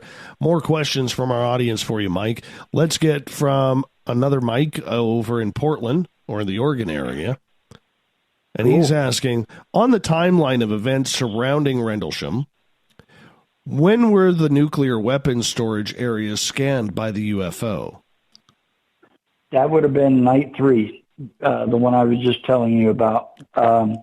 One of the UFOs that Colonel Halt and his party observed, the one to the north, because that's the weapons storage area was north of the forest area where he had gone in. It was the one to the north, and it was definitely shining weapons, and it seemed to stay over one particular bunker for quite a while. Sergeant Neville's, the one that was in Colonel Halt's party, years later said that there was something that physically affected that bunker. Now, I'm not going to go into it anymore because I don't want to tell tales out of school. I don't want to create speculation. But supposedly there was something in one of those bunkers that one UFO definitely was interested in. All right, let's move on. I like Jade's question here. She is asking, did any of the men who touched or were near the craft suffer any ill effects physically, emotionally, or mentally? Absolutely. Sergeant Peniston and Sergeant Burroughs, definitely, especially Sergeant Burroughs. I think he developed a heart condition shortly after that. That he's still being treated for today, as far as I know. One of the really weird things about Rendlesham is the fact that Sergeant Peniston and Sergeant Burroughs' medical records, military medical records, were top secret, and they could not even get copies of their own medical records. That's pretty wild, because I, as a veteran, can go right down to the VA and I can get my records. These guys had to get an attorney to get their records released from the military. Yes, those two guys, I believe, were definitely physically affected and definitely emotionally affected. Anybody that would go through that experience would, that's a really good candidate for some form of PTSD. You know, any extreme event can bring on a form of PTSD, and spending 45 minutes on the ground with a spaceship, that's going to affect you for life. I hope I answered that good. Was there any missing time for these gentlemen? Yep, 45 minutes. That 45 minutes was missing on their watches. Their watches were 45 minutes behind when they came out of the woods. Now, not with Colonel Halt's party, and none of them suffered anything physical. I think it's because they weren't all that close to the craft that they saw. Sorry, it's getting late, y'all. I don't think they were close enough, but Sergeant Peniston and Sergeant Burroughs were right there with the craft. Sergeant Peniston touched the craft, and so yeah, they were right there with it, and I believe they were affected. I'm just trying to figure out how the time stopped for them if they weren't. Maybe as My best guess is it has something to do with that bubble that Sergeant Peniston talked about, that he and Burroughs experienced when they were around the craft. Maybe that bubble that they felt, that they didn't hear any sound, that they felt the static electricity, maybe it was a time distortion. I'm just speculating. There's a million things it could have been, but I'm just trying to say, okay, if the craft affected this, the craft affected that, maybe it affected time when they were in that bubble. Joey is asking if anybody took a polygraph test. Not to my knowledge has anybody taken a polygraph test on the Rendlesham Forest incident. That being said, Colonel Hall, that is a man whose integrity is unimpeachable. You could take away every bit of evidence from this case from night one, and I would believe it all just based on Colonel Halt's word. That's just my opinion. Nigel is asking, Bentwaters and Woodbridge bases were nuclear weapons installations and the Cold War was escalating at the time. Do you think this could be the reason for this UFO activity? Very, very good question. The first time I ever sat down with Nick, we talked about that. And he reminded me at that time, there was serious tension going on with Poland, with, the Solidarity movement. Yes. You remember Lech Walesa, who later became president. That is what he brought up. Yes, it was very high tensions in the Cold War, and there were a lot of people, he said, that wanted to, just squash Poland, and we can't have this solidarity stuff going. Not with communism going around with the Soviet Union, and you got this guy that wants solidarity and freedom. No, we're going to get rid of this guy. So yeah, there was really high tension at the time.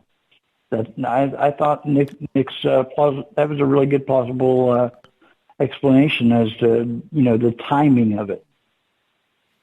How did we figure out that it was from the future? Were we just going by what the binary code said? Just going basically on the Peniston's hypnosis and the binary codes. Again, I have to fall back on, aliens are pretty smart, but how are they going to know English? And the binary code was in English. I guess that makes sense. Not much woo in that answer, my friend. Not much woo in that answer. We're going to have to take some deductions down. We're going to have to take some deductions on this interview now because there's not enough woo going on. Lots of facts. Okay. Lots of facts. So I'm just teasing there. Hey, Mike, I'm going to get you to hold on here. We're going to go to break at the bottom of the hour. Author Michael Beck is our guest tonight on Spaced Out Radio. We're going to finish up asking your questions on Rendlesham and the UFO incident there back in the 1980s. Then we're going to shift gears because we're going to get into the mystery of Oak Island. Is the treasure still hidden? Is there even a treasure there? More on Spaced Out Radio right after this.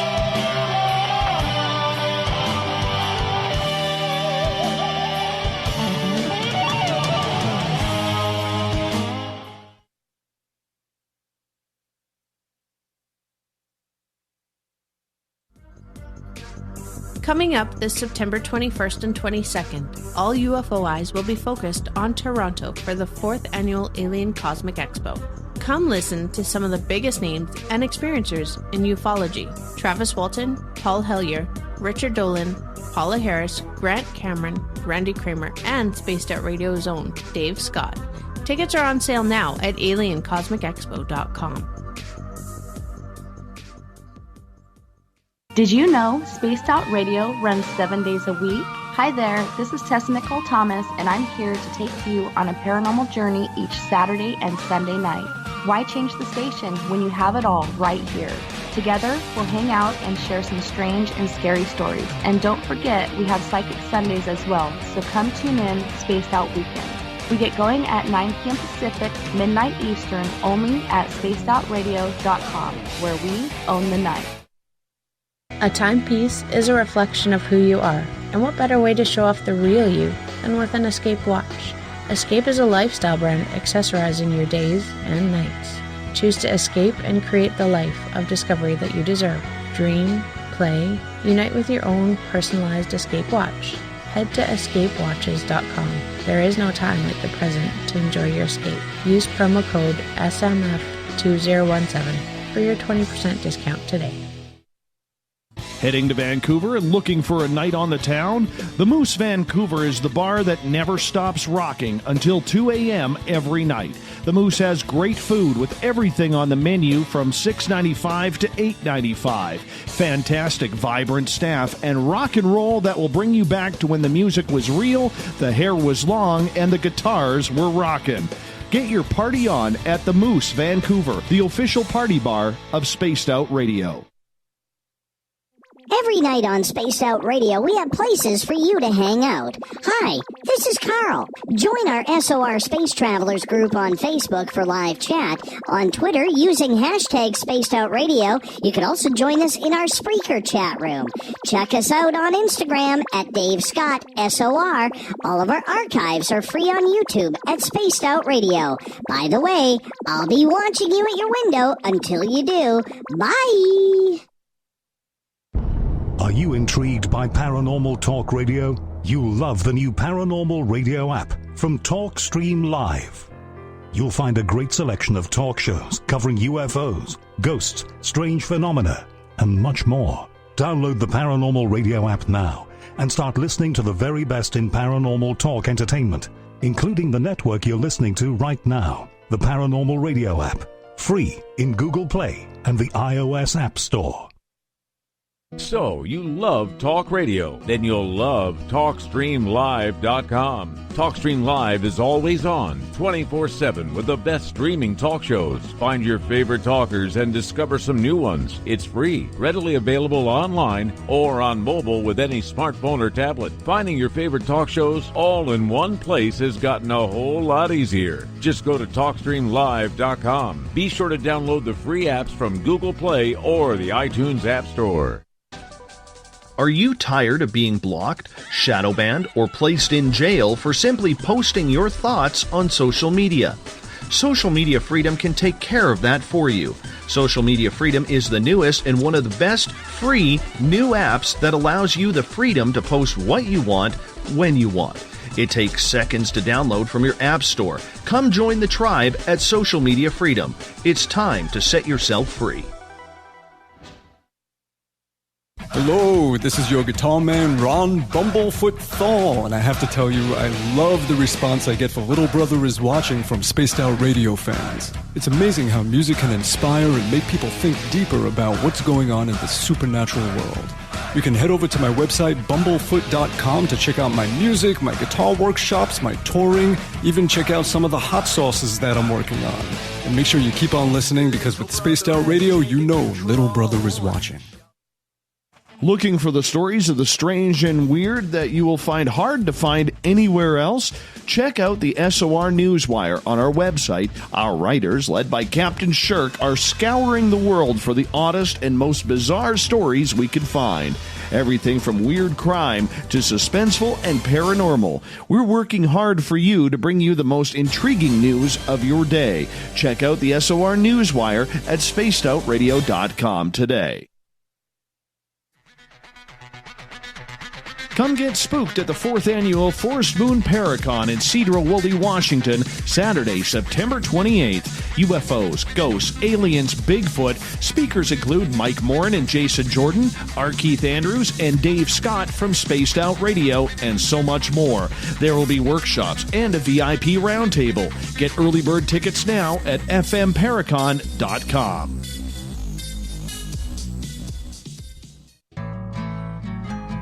Looking for a place to advertise at a very reasonable cost?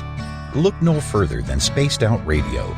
SpacedOutRadio.com has an advertising tab that you can click to check out our daily, weekly, and monthly packages to play on the radio, or our website including social media. From commercial spots to banners, we have it all. Check out our competitive pricing today.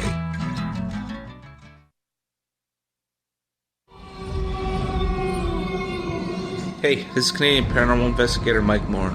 The third Wednesday of every month, I'll be teaming up with Dave Scott to bring you Ghosts of the Great White North. Each month, we will bring on guests from across Canada to discuss their ghostly encounters. Canada is a paranormal hotbed with stories you've never heard, so we're going to bring them to you. So get comfy on your Chesterfield, grab a donut, and join us, eh? Coming soon to our website, spacedoutradio.com, is the SOR Space Travelers Club. For just $5 a month, you can get into a private area on our site where you can hang with other listeners in our chat room, post in our forum, and check out a bunch of exclusive content and store that won't be found anywhere else, including a nightly after-show party with Dave. It's going to be the best $5 a month you're going to spend. The SOR Space Travelers, only at spacedoutradio.com.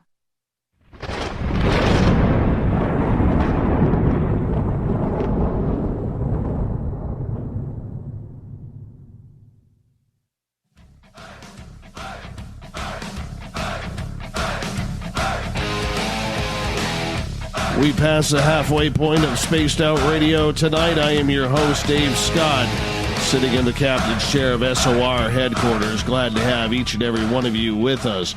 Reminder, the Gavinator is working on the website, so make sure that you stay nice and patient because we're going to be having the brand new website coming up very, very soon, so you want to stay tuned for that. Also, if you've missed a portion of this show or others, you can always check out our archives at youtube.com/Spaced Out Radio. Just do me the favor, hit that subscribe button. I would really appreciate that. We got a few more questions for our guest tonight on the Rendlesham Forest before we turn over to Oak Island. Author Michael Beck is our guest tonight. Michael, welcome back. Hey, Dave. Having a great time. Wonderful. I'm glad you are. I'm very glad that you are. Sharon in Arkansas, or Arkansas, as she likes to call it, is asking, around these ET craft that we're seeing, were there any orbs or anything strange that surrounded them? Short answer, no. But the first, if you want to call it a craft, that Colonel Halt and his party, which was Colonel Halt, Lieutenant Bruce England, Master Sergeant Bobby Ball, and Staff Sergeant Monroe Nevels. No, he was just a sergeant at the time. Sorry, didn't mean to give him an extra rank there. The first craft that they encountered, what he calls the Red Eye. It again, it wasn't like an aura. It looked like it was throwing bits of molten metal off. Is the best way to describe it. And he said that once it disappeared, the craft that flew overhead and over the bases, that he said that they were elliptical in shape and that they had multicolored lights around the outside. But he said that their altitude and the way they were moving and the brightness of the lights, they couldn't see the actual structure of the craft. So, no auras. Sorry. All right. Joe is asking, can you comment on the binary code deciphered that contained GPS coordinates, their significance, and any relationship to each other around the planet? Oh, absolutely. I would say that it has something to do with the biographical diversity of the planet. I have it right here in front of me. The coordinates were for Carousel, Belize, down in South America, Sedona, Arizona, here in North America, the Great Pyramid at Giza, there in Egypt, the Nazca lines down South America, down there in Peru. Now, I know a lot of UFO conspiracy theorists, I think those Nazca lines, might have something to do with us trying to communicate with people up there. And it was also Taishanku in China, and the portal at the Temple of Apollo in Greece. Those were the coordinates that were in the message. I would think that, and again, this is my speculation, that these coordinates would be I look at them and I see these places and I see, not just geographical diversity, but biological diversity in these areas. And quite possibly that, that, like I said, those were the places on the planet that craft was assigned to go to. Like I said, biological diversity, I can see that. And again, this could have been because Peniston believes that some type of serious cataclysm happens between when those crafts were here in 1980 and the origin year in the message 8100. And by global cataclysm, I mean, okay, let's start with the first one. Nuclear war, global thermonuclear war. Yes, that could definitely lead to something that A, if they were coming back in time to try to stop, or B, I don't know, try to see what was left afterwards in those areas. Okay, there's, so we could have nuclear war that caused them to want to come back. Some type of global pandemic. We have new viruses every year. You have people with problems with, people not getting vaccinated. Measles are making a comeback when it was eradicated. SARS, Ebola, there's all kinds of things. And those are just natural pandemics. You have all the nasty biological and chemical agents that, governments that have made. Then you have the next one that I would think it would be possible is maybe we have a large meteor strike sometime between now and the year of the craft's origin. We know that an asteroid hit the planet and wiped out the dinosaurs. Possibly that's the type of calamity that could have happened. We have super volcanoes. We have one right here in the United States called Yellowstone National Park that erupts, scientists say, about on average every 650,000 years. Well, it's overdue. If that thing went off again, there goes the United States as we know it. The entire breadbasket of the country would be covered in feet of ash. The sun would be blocked out. The ash would be carried around the planet. And then, there's also, climate change.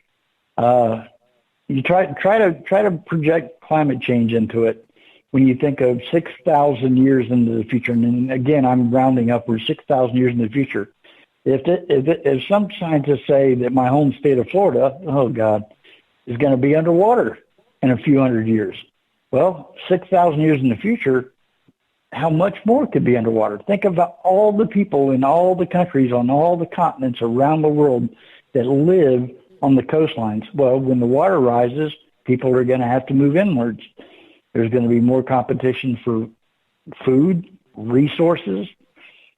There's all kinds of things, but those are just the so-called quote unquote cataclysms that I could bring to mind that I might think that, hey, somebody from the future is going to come back and either try to prevent it or try to see, what's going on since then. Whether somebody's going to come back and try to change something or just come back and try to look, I don't know.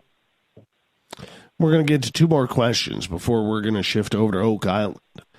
And this first one comes from Michael. And he is asking, is there still any trace radiation at the Rendlesham site?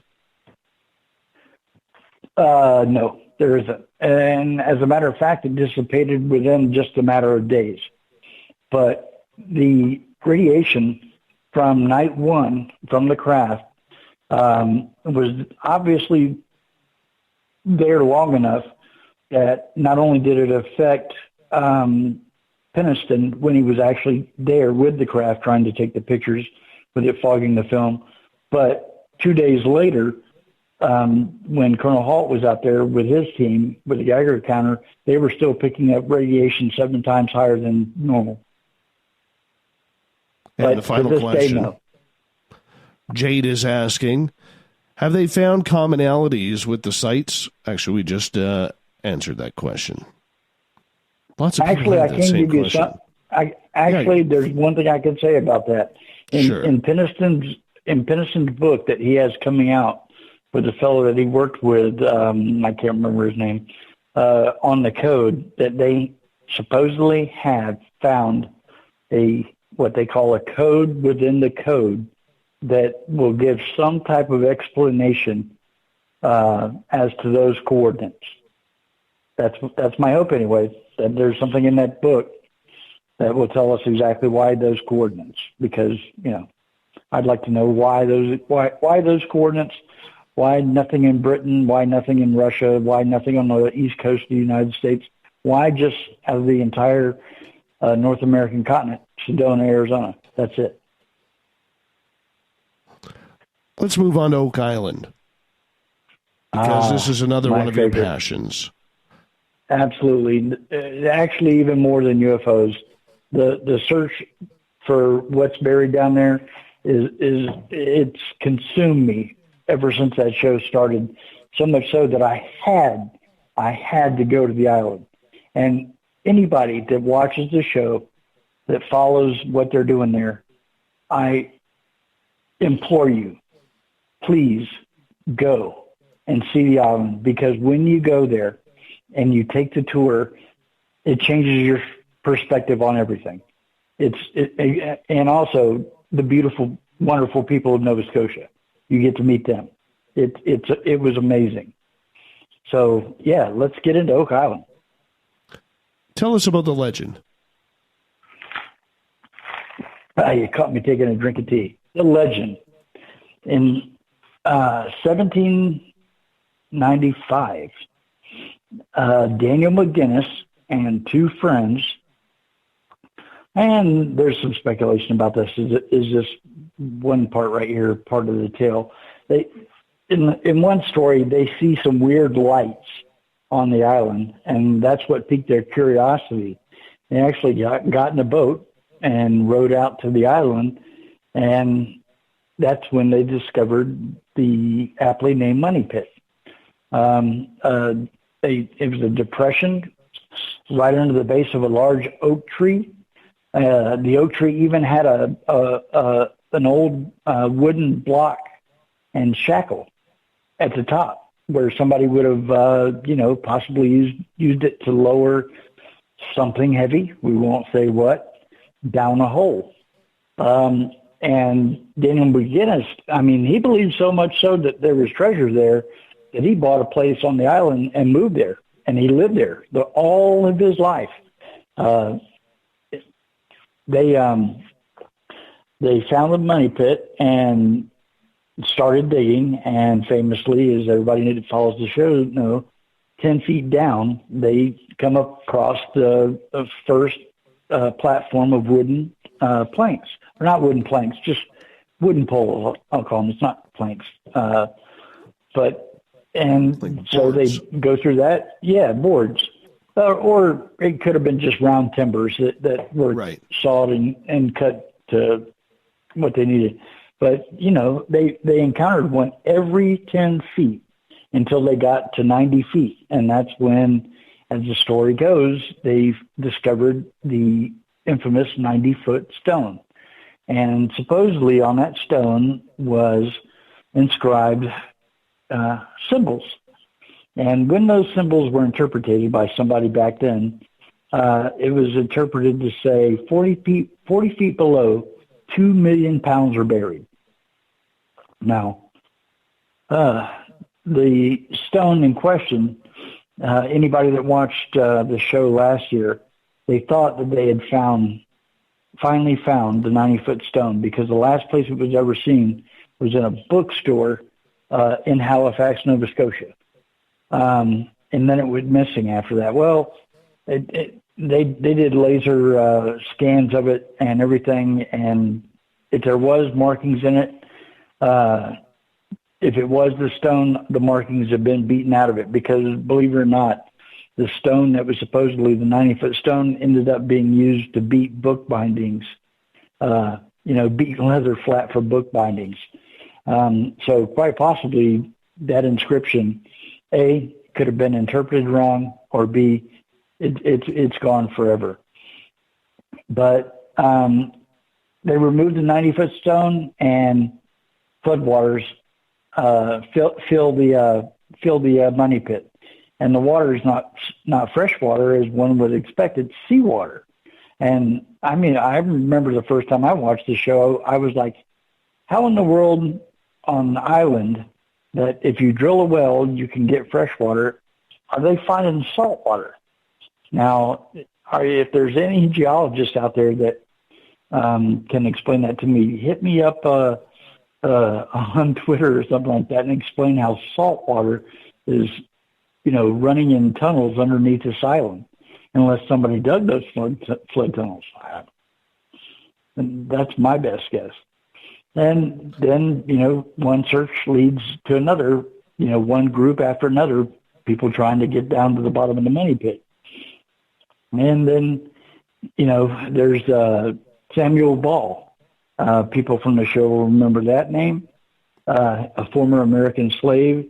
He escaped, thankfully, and fought for the British, and in return was granted his freedom. He moved up to Nova Scotia and bought one plot on Oak Island. But somehow this former slave, who is believed to be just a cabbage farmer, suddenly becomes one of the richest men in Nova Scotia and buys multiple plots on Oak Island. And for the money that he paid for the plots on Oak Island, he could have had vastly larger amounts of land on the mainland. And that's what they say in the book anyway. So a lot of people think that Samuel Ball found treasure on the island. And I'm one of the people that thinks that's quite plausible, but not in the money pit. He might have found something that was buried by a pirate somewhere or something. They've found that a couple of brooches over the last couple of years. One of them was 700 years old. They found, let's not get ahead of ourselves. Let's get to Rick and Morty and the guys that are doing it now. Sure. The guy, okay, are you familiar with that lead cross they found last year? I can honestly say I've read about the legend. I've never seen part of the television show. Okay, let me hit you with this fact, especially as we're going to get into theories of who put there and what it is.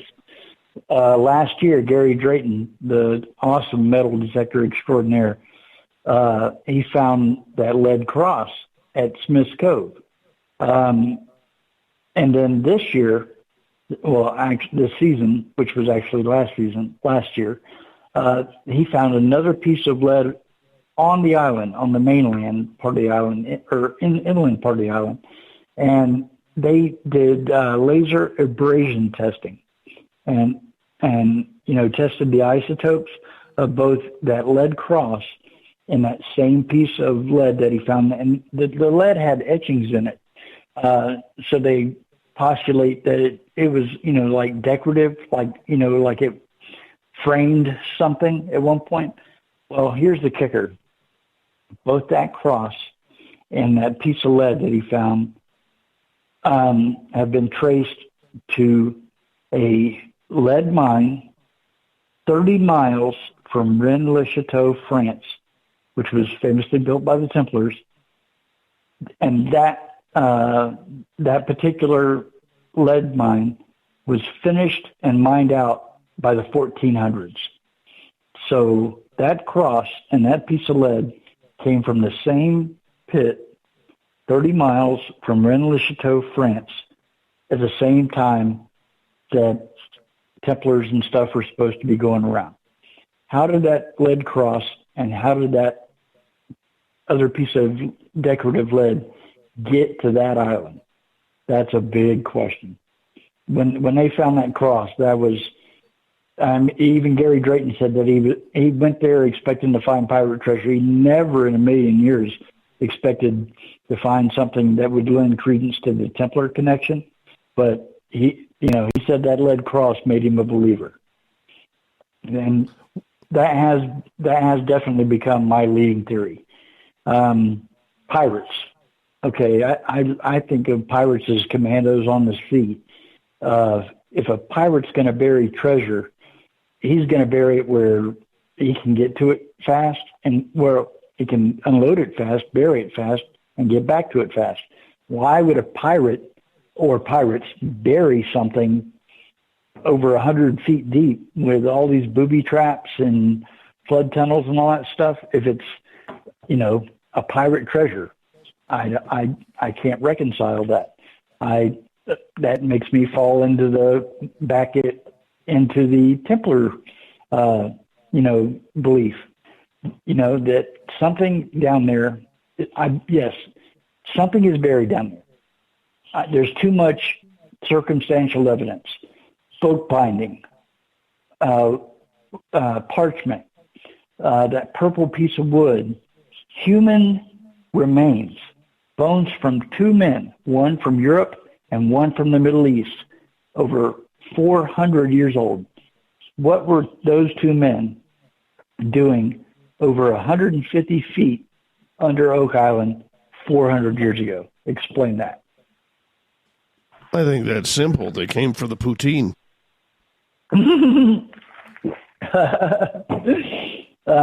I think it's my hope that that we finally get an answer. But, the romantic part about it and the history-changing part about it, I'm really pulling for the Templar connection, really pulling for it. When I first started watching the show, okay, I'm thinking, yeah, pirates, especially when they found, the 1652 coin in the swamp, because, there's a lot of people that think there's a ship buried in that swamp, including, famously Fred Nolan, one of the first guys on the island, the one who surveyed the entire island, he's the one who found the megalithic cross. It's by the way, perfectly symmetrical, and B, right. It's the rocks are, it's like they're shaped. They were shaped and moved into place. Fred Nolan found ship parts, a ship's covered, planking, other parts of the ship in that swamp. And then the Oak Island guys, the Fellowship of the Dig, as they call themselves these days, and I do love that name, they were in the swamp. And right, Tony Mike, Sampson, I'm gonna get you to hold on right there, because we're going to go to break at the top of the hour. We're talking Oak Island with author Michael Beck. Stay tuned. We're going to get into this mystery. Is the gold still there? We'll find out right after this.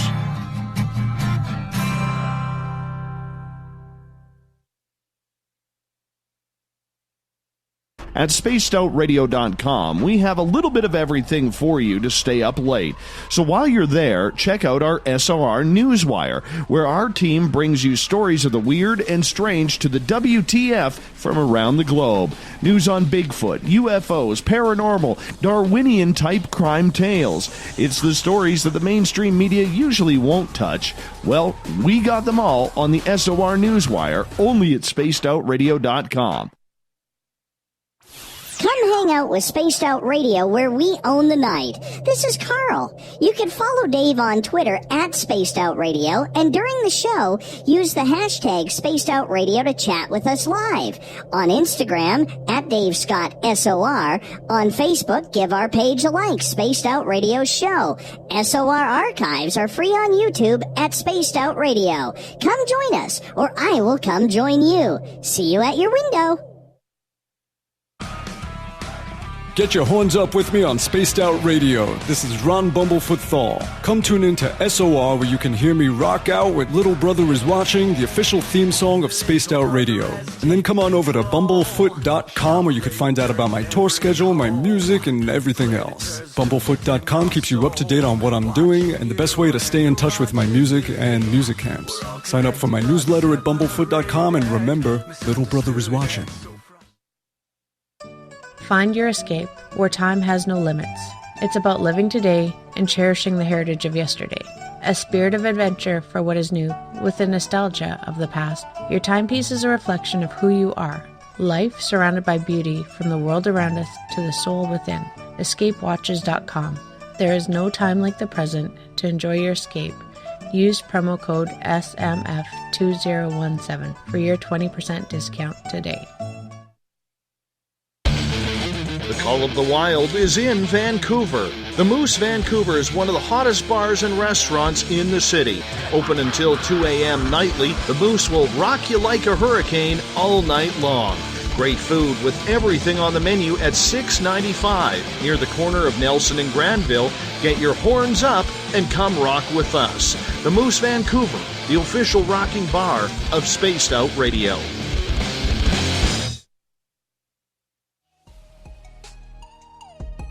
Canada's largest UFO conference is ready to roll in Toronto this September 21st and 22nd at the Alien Cosmic Expo. This year is about the experience. Listen to the stories of Dave Scott, Travis Walton, Paula Harris, Grant Cameron, Ryan Stacey, Richard Dolan, Leslie Mitchell-Clark, and more. Get your tickets now at aliencosmicexpo.com.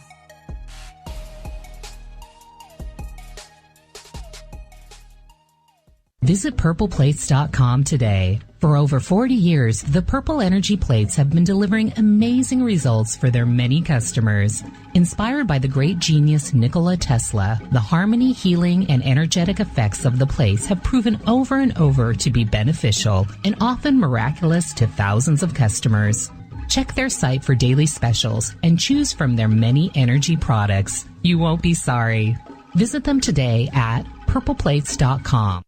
So, you love talk radio? Then you'll love TalkStreamLive.com. TalkStream Live is always on, 24/7 with the best streaming talk shows. Find your favorite talkers and discover some new ones. It's free, readily available online or on mobile with any smartphone or tablet. Finding your favorite talk shows all in one place has gotten a whole lot easier. Just go to TalkStreamLive.com. Be sure to download the free apps from Google Play or the iTunes App Store.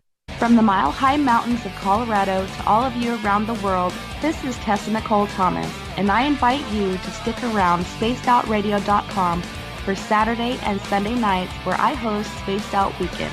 Let me take you on a wild ride of weird and strange topics, from ghosts and ETs to remote viewing, psychic phenomena, and so much more.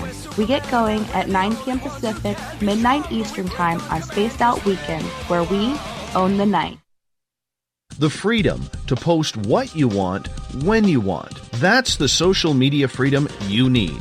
Social Media Freedom is the free app in your app store. No need to worry about going to jail or being shadow banned any longer.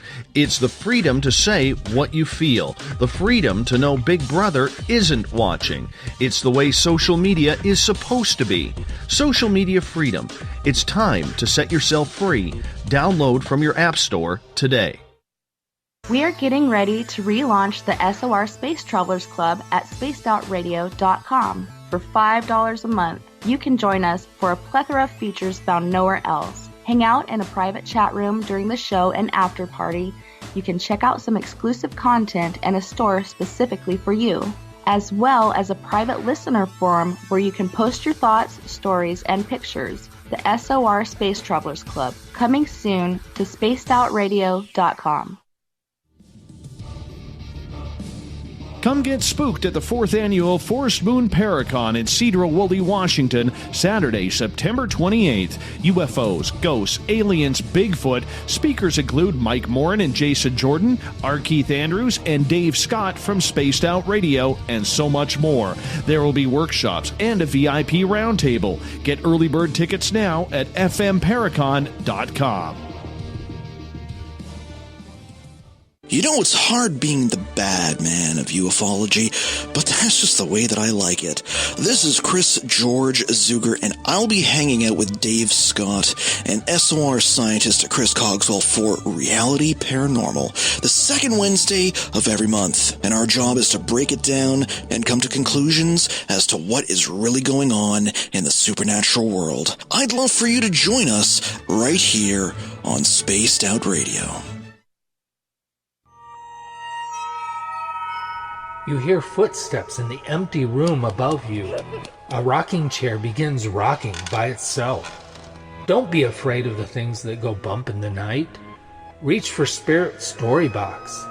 The iPhone app the Huffington Post UK called the only ghost hunting app you will ever need.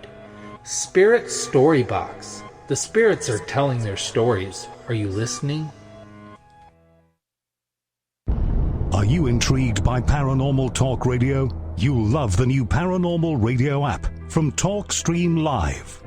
You'll find a great selection of talk shows covering UFOs, ghosts, strange phenomena, and much more. Download the Paranormal Radio app now and start listening to the very best in paranormal talk entertainment, including the network you're listening to right now, the Paranormal Radio app, free in Google Play and the iOS App Store.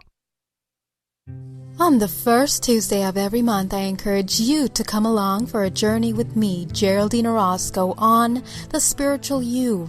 Together, we will take a look at how to access the highest expression of yourself and change your life. Consciousness, ET contact, health, and wellness, we can talk about it all. So come along for a spiritual ride with me, Geraldine Orozco, on The Spiritual You, only on Spaced Out Radio.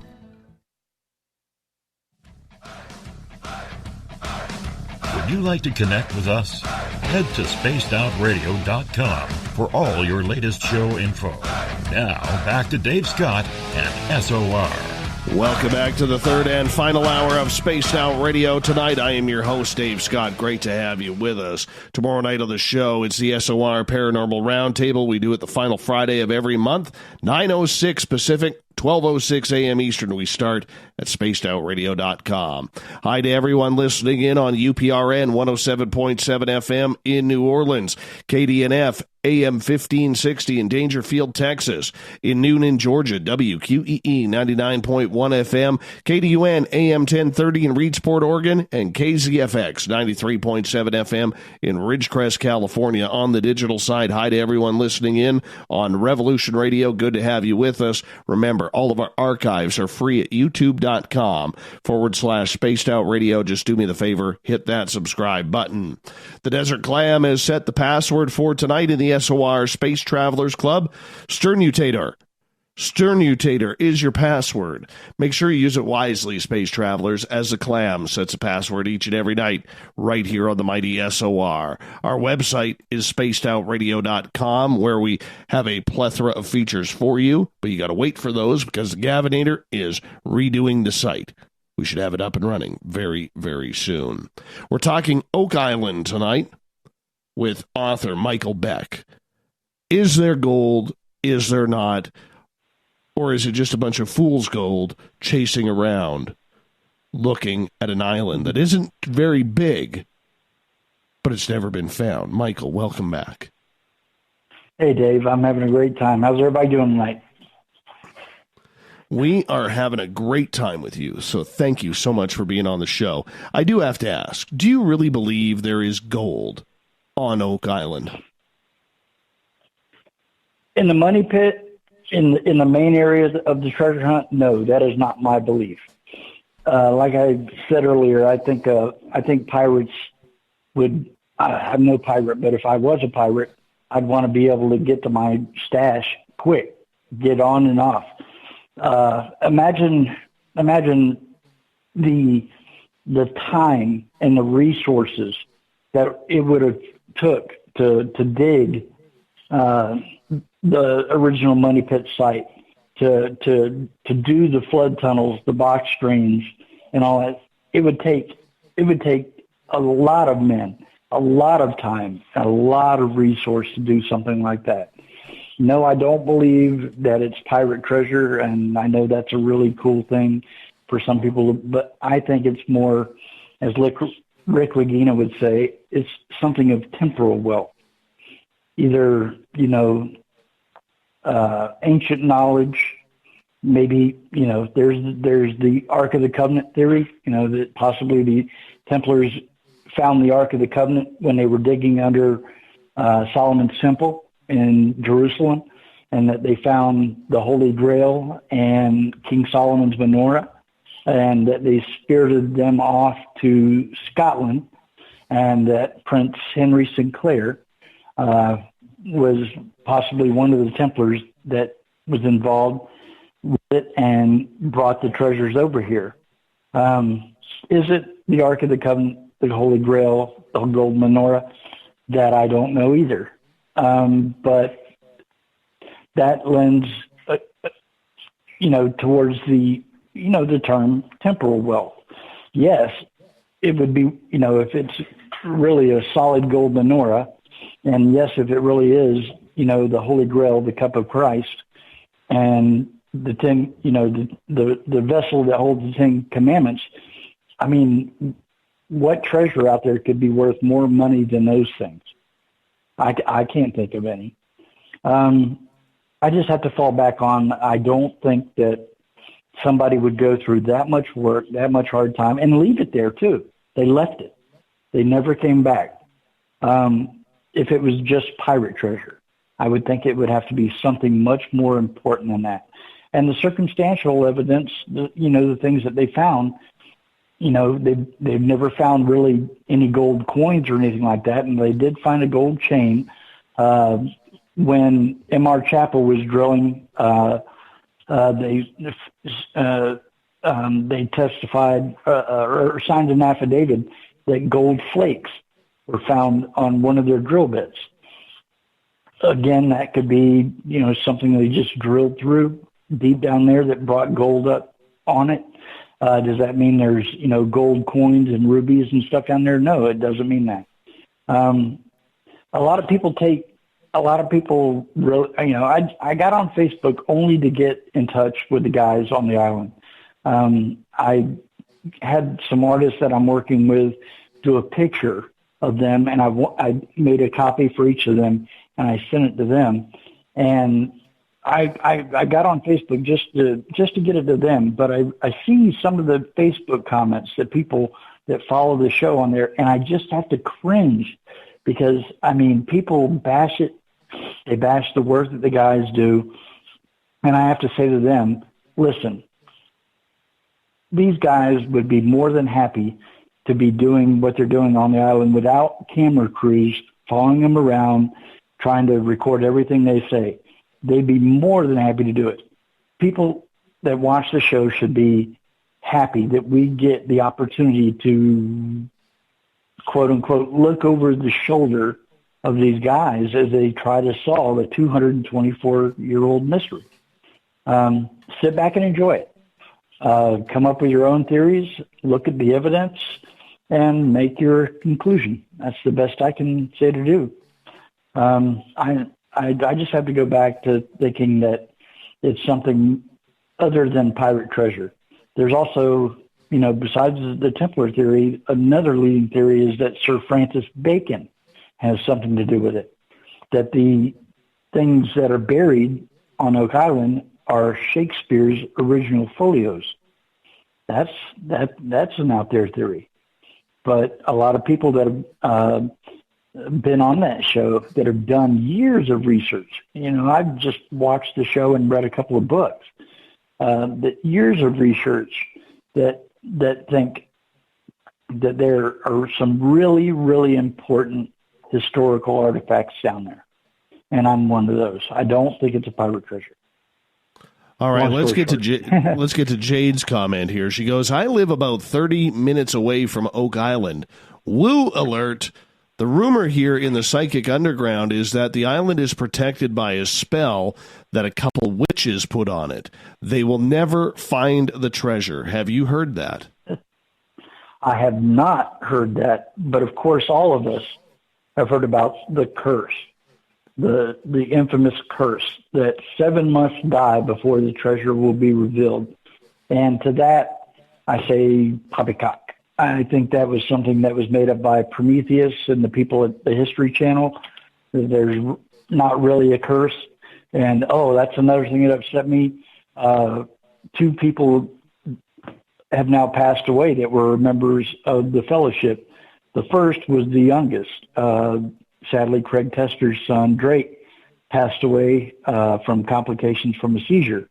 And then just recently, just a few months ago, the patriarch, Dan Blankenship, God rest his soul, who spent 50 years of his life on that island digging for that treasure, just passed away. You got to give it up to Dan Blankenship, his son Dave, and Dan Hinsky for the work that they did on 10X. You know, because Dan was a contractor. He built houses in Florida. And then he read that famous article in the Reader's Digest, the same article that 11-year-old Rick Regina read to his younger brother Marty, that sparked their obsession with it. That's a pretty wild thing about that island. I can tell you this. When I was there, I didn't have any weird feelings, but I felt something spiritual. It feels like a special place. That's why I started it off the Oak Island stuff by saying, if you like the show, if you follow it, if you're interested in the legend, I implore you, go there. Go there, take the tour, and meet the people. I had the awesome privilege when I was there to get to shake hands with both Rick and Gary Drayton, and I actually got to talk to them for a couple minutes. Rick is the nicest guy that you could ever meet. Gary, he's a real jokester, and Charles Barkhouse, a brother of mine, a fellow Freemason, did the tour, and he's like an encyclopedia. He knows everything about that island. If you look on the episodes where Randall Sullivan, that's another book that you need to get. Randall Sullivan's book, The Curse of Oak Island. Get that book. When he was there doing research in the archives in Halifax, they found an old map of the area, and it showed Oak Island on the map, and written right there on the map in the area, just like where the money pit is, said Kids Treasure. I'm sure that's what everybody looked at when they watched it. Well, what I noticed was adjacent to Oak Island on the mainland, 4 parcels of land adjacent were all owned by the Barkhouse family back then. So Charles Barkhouse, his family goes way back to that area, and I can't think of anybody that would be a better steward for that island, for that legend, and to tell the story than he does. You got to go and do it. Question coming from Joe in the chat room. Did they ever say what the sea level was around Oak Island centuries ago? Was it lower than that allowed the tunnels to be built? Yes, the sea level would have been lower by as much as a meter from what they've said on the show and from what I've read. That the sea level would have been about a meter lower in the time frame that they think somebody did this, based on the carbon dates of the pieces of wood that they brought up recently from the Money Pit and also from Smith's Cove. That somebody was there quite a long time ago. All right. Let's move on to another question here from Sharon. Was there evidence of port facility found? If so, then shouldn't there be port records, Admiralty records filed away in Great Britain? Now that's something that I really don't know about. If it was Sir Francis Drake that was behind it, he was. I'll tell you this: he traveled a lot, but yet I don't think there's very many records of exactly where he traveled. But he was a leading scientist at the time. He had a lot of followers. Bringing people into the age of scientific reason and stuff. I think they even called, he had disciples called Baconites. Like I said, that's one of the theories that Sir Francis Bacon, with his knowledge and his connection to William Shakespeare, that one of the treasures that could possibly be buried down there is Shakespeare's original folios. I remember watching Dave Blankenship and Rick have a little conversation about which they'd rather find down there, gold or Shakespeare's folios. And I think Rick argued correctly that Shakespeare's folios would be worth more than their weight in gold. Oh, yes, indeed. Chuck is wondering how many people it would take to dig this treasure up. Well, you see, to dig it up, You see what they're doing on the show, punching holes with those big caissons. Craig Tester brought this up one season, that the way that they would really like to be able to go down there is to do the technique that they did at the nuclear power plant that was damaged by the tsunami. They froze the ground. Well, if they froze the ground around Oak Island and froze around the money pit, they would be able to dig at a much smaller pace. People could actually get in there, and it could be dug more like an archaeological dig than guys punching holes in the ground and hammer grabbing and see what they bring up. Because I'm like most people, I'm worried that whatever was down there has been drilled through, blown up. They actually used dynamite on the island, destroyed by seawater. It's going to be tough to find out what's down there, and it's going to cost a lot of money. If I was a rich guy, I'd give them the money to find out what's down there. I would. That freezing method, again, I think they found enough stuff to make a circumstantial case that something is definitely down there, and they need to go big. Quit punching holes and do it right. Freeze the ground and do it layer by layer. There are so many theories of where this gold is. Where do you think it's hiding? Or the treasure, whatever that treasure may be? At the bottom of the money pit. But as people have seen, they have found all kinds of things around that island. 2 very nice gold brooches, coins from different time spans all over the island, buttons, lead ingots that were used for musket balls, all kinds of things. It's hard to wrap your head around it when you figure that so many people have worked so long and spent so much money and so much time to try to get to the bottom of this, and still nobody has. It's a mystery wrapped in an enigma. We've got about 6 minutes left with you tonight. In regards to Oak Island, do you believe that it is cursed? No, I do not believe that it's cursed. Oh, yeah, I was starting to say that. People on Facebook were saying that, since Drake has died, that's the 7th guy. They'll find the treasure. Oh, my God. Can you imagine being, his father? And people are saying this on Facebook. And people actually started to say the same thing as soon as Dan Blankenship passed away, God rest his soul. They're like, the curse has been fulfilled. 7 people have died. They'll find it. I don't think there's a curse. I don't believe in curses. I believe somebody can believe they put a curse on you, but I don't believe in curses. Oh, come on. It makes it that much more fun. It does. I know, but I gotta call it like I see it. I just don't believe in curses. I believe the whole curse thing was something that was made up for the television show. Well, my Twitter crowd's going to be very, very disappointed in you that you won't go down the road of woo. I'm sorry, man. I gotta call it like I see it. I have to wait until the evidence is in. And hey, like I said, I'm the biggest fan of those guys. I want them to find the treasure. I want them to find, whatever it is. I want answers. And hopefully, one day soon, this season, hopefully, all of us will get those answers.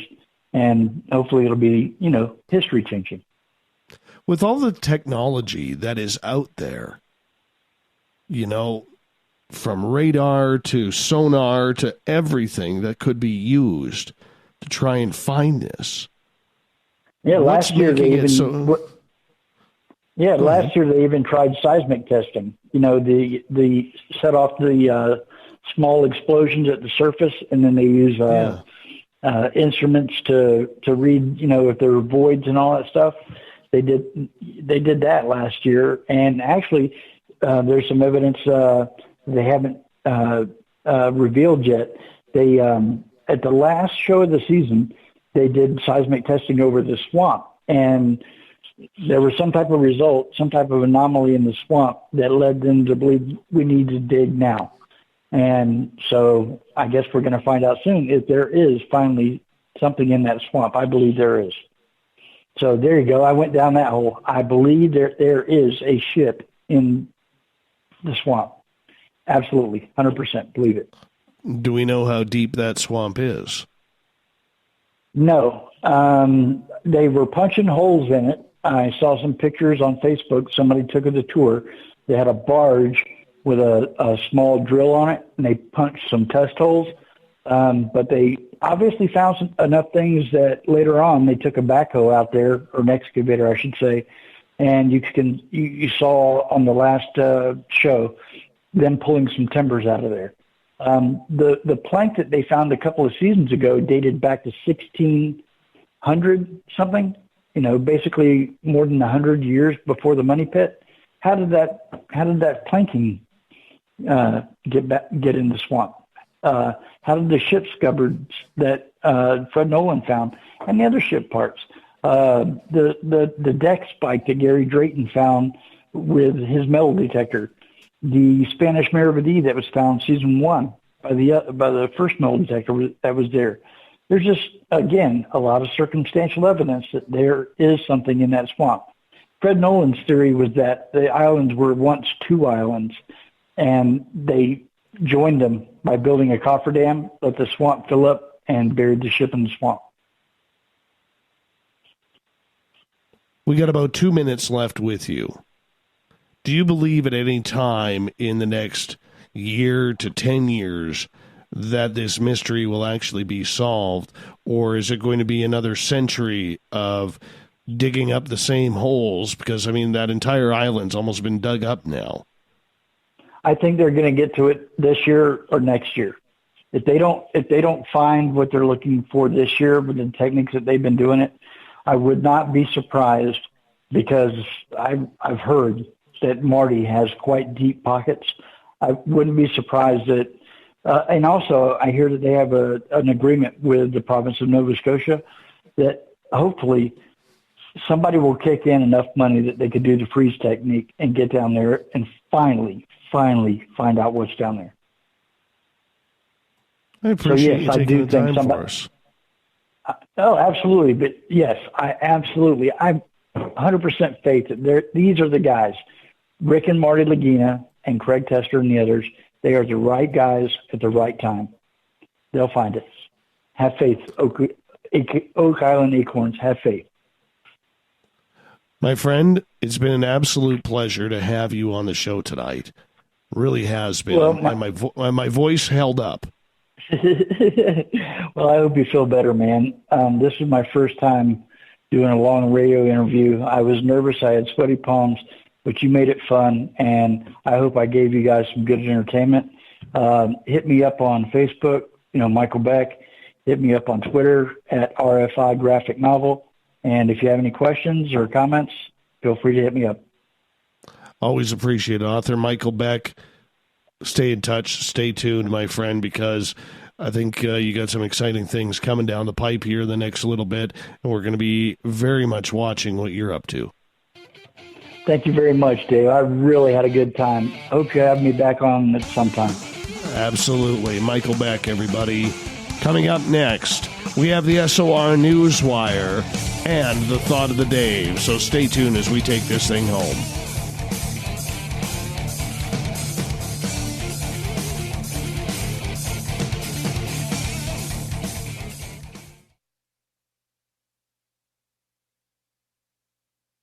Coming soon to our website, spacedoutradio.com, is the SOR Space Travelers Club. For just $5 a month, you can get into a private area on our site where you can hang with other listeners in our chat room, post in our forum, and check out a bunch of exclusive content and store that won't be found anywhere else, including a nightly after-show party with Dave. It's going to be the best $5 a month you're going to spend. The SOR Space Travelers, only at spacedoutradio.com. Visit purpleplates.com today. For over 40 years, the Purple Energy Plates have been delivering amazing results for their many customers. Inspired by the great genius Nikola Tesla, the harmony, healing, and energetic effects of the plates have proven over and over to be beneficial and often miraculous to thousands of customers. Check their site for daily specials and choose from their many energy products. You won't be sorry. Visit them today at purpleplates.com. Hello, this is your guitar man, Ron Bumblefoot Thal, and I have to tell you, I love the response I get for Little Brother is Watching from Spaced Out Radio fans. It's amazing how music can inspire and make people think deeper about what's going on in the supernatural world. You can head over to my website, bumblefoot.com, to check out my music, my guitar workshops, my touring, even check out some of the hot sauces that I'm working on. And make sure you keep on listening, because with Spaced Out Radio, you know Little Brother is watching. So, you love talk radio? Then you'll love TalkStreamLive.com. TalkStream Live is always on, 24/7, with the best streaming talk shows. Find your favorite talkers and discover some new ones. It's free, readily available online or on mobile with any smartphone or tablet. Finding your favorite talk shows all in one place has gotten a whole lot easier. Just go to TalkStreamLive.com. Be sure to download the free apps from Google Play or the iTunes App Store.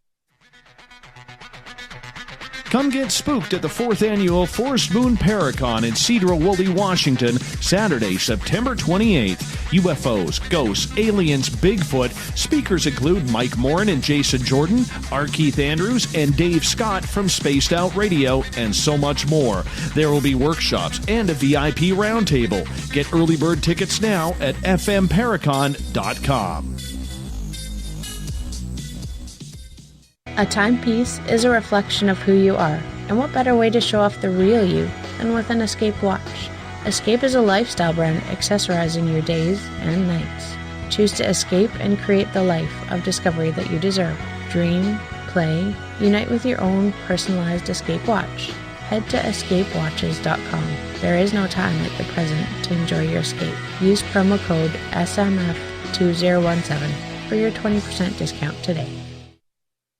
Heading to Vancouver and looking for a night on the town? The Moose Vancouver is the bar that never stops rocking until 2 a.m. every night. The Moose has great food with everything on the menu from $6.95 to $8.95. Fantastic, vibrant staff and rock and roll that will bring you back to when the music was real, the hair was long, and the guitars were rocking. Get your party on at the Moose Vancouver, the official party bar of Spaced Out Radio. Coming up this September 21st and 22nd, all UFO eyes will be focused on Toronto for the 4th Annual Alien Cosmic Expo. Come listen to some of the biggest names and experiencers in ufology. Travis Walton, Paul Hellyer, Richard Dolan, Paula Harris, Grant Cameron, Randy Kramer, and Spaced Out Radio's own Dave Scott. Tickets are on sale now at aliencosmicexpo.com.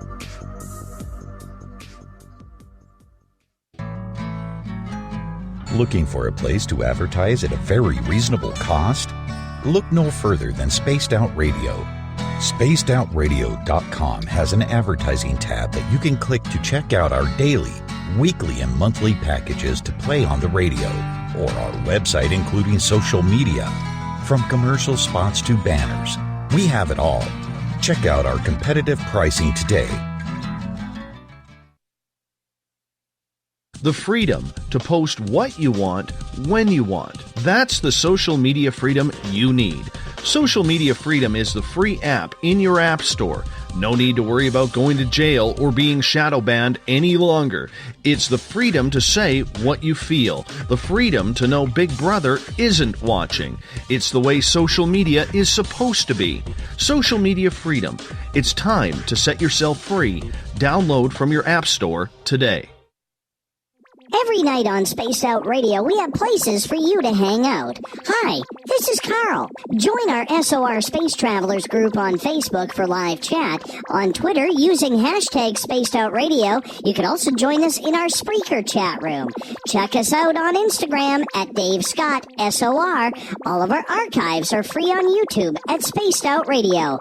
By the way, I'll be watching you at your window until you do. Bye! Did you know Spaced Out Radio runs 7 days a week? Hi there, this is Tessa Nicole Thomas, and I'm here to take you on a paranormal journey each Saturday and Sunday night. Why change the station when you have it all right here? Together, we'll hang out and share some strange and scary stories. And don't forget, we have Psychic Sundays as well, so come tune in Spaced Out Weekend. We get going at 9 p.m. Pacific, midnight Eastern, only at spacedoutradio.com, where we own the night. Looking for the stories of the strange and weird that you will find hard to find anywhere else?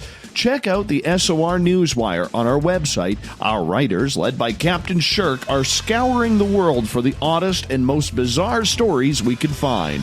Everything from weird crime to suspenseful and paranormal. We're working hard for you to bring you the most intriguing news of your day. Check out the SOR Newswire at spacedoutradio.com today. Are you intrigued by Paranormal Talk Radio? You'll love the new Paranormal Radio app from TalkStream Live.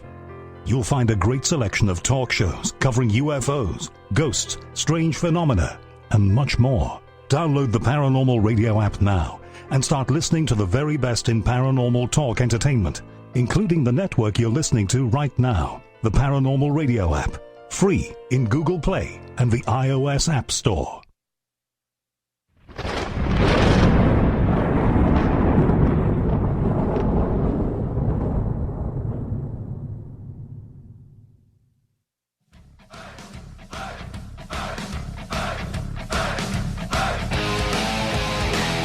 We've rounded third. We're heading for home tonight on Spaced Out Radio. I am your host, Dave Scott, sitting in the captain's chair of SOR headquarters.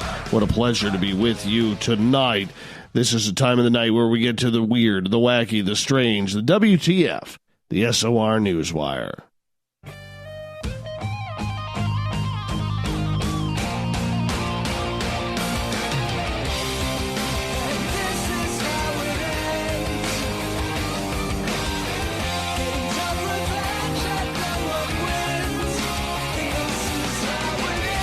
The news is always changing, which is why we bring you the SOR Newswire at the back end of every show. All of our news brought to you by our great, intrepid news director, Captain Shirk. And, of course, everything brought to you by Paranoia Magazine as well. Now, I don't know if you saw this story right off the bat, but, you know, ever since we had Nelson Dellis on this show last July, I've really kept an eye on what's happening on Mount Everest, especially since he's going to be making another opportunity or taking another opportunity to climb Mount Everest. And we're definitely going to try and be a part of that. Did you see that photo of the lineup trying to get to the peak of Everest? Well, quite a few people died. Like 11 died waiting to get up there. It's a deadly year on Everest. That's 11 lives in 13 days for those trying to conquer the highest peak in the world. And one of the bodies was actually frozen solid. And this group of Sherpas, 4 of them, were seen bringing the body back down. It's kind of eerie. Very eerie. There's a video of it. Sherpas are the form of a god in the mountains. We should respect them. Should also respect the mountains, is what they say. I mean, this body, I don't know who it is, but this gentleman who passed away, he is very contorted. Very contorted. But the death toll continues. I remember asking Nelson Dellis if he died on Everest, because he's almost died twice there. Would he want his body to stay up there? And he said, absolutely. I don't know, man. I don't know. There are some concerns that too many of the, I guess they call them passports or whatever, that are being handed out. There was like 320 this year handed out for people to try and get to the peak. And there's two ways you could get up. You could get up the north summit or the south summit. But the death toll continues in the death zone. Maybe there's a few too many people that are going up there now. You can't blame them. They want to do it. Can't stop people from doing it. Well, I guess you could by shutting the mountain down. But nonetheless, 378 climbers are permitted to scale the mountain this year. 11 have already died. They're expecting that death toll to continue to rise.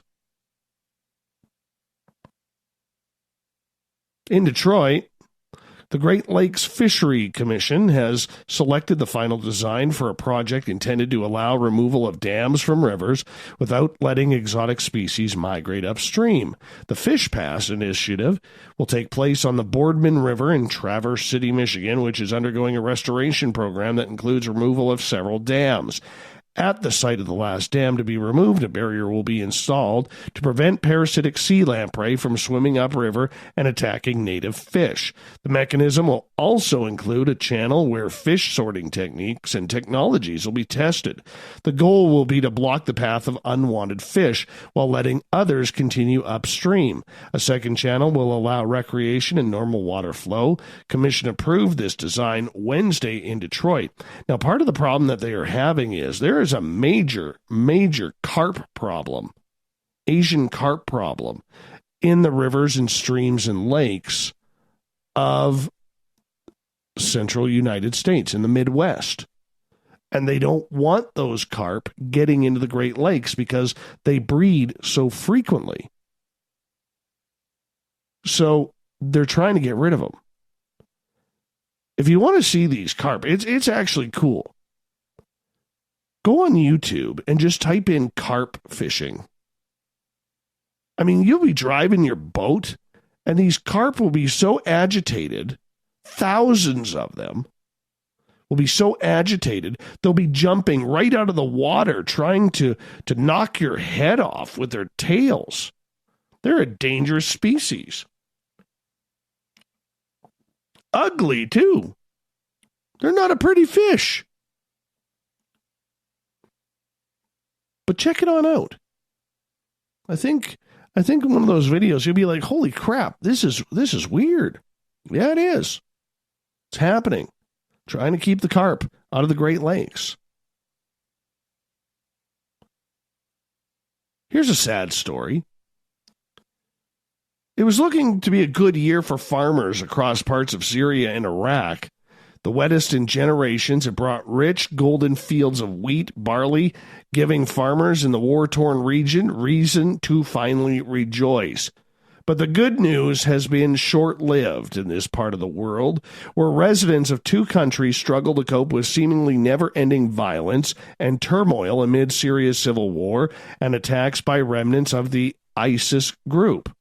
Now, even in areas where conflict has subsided, fires are now raging in farmers' fields, depriving them of valuable crops.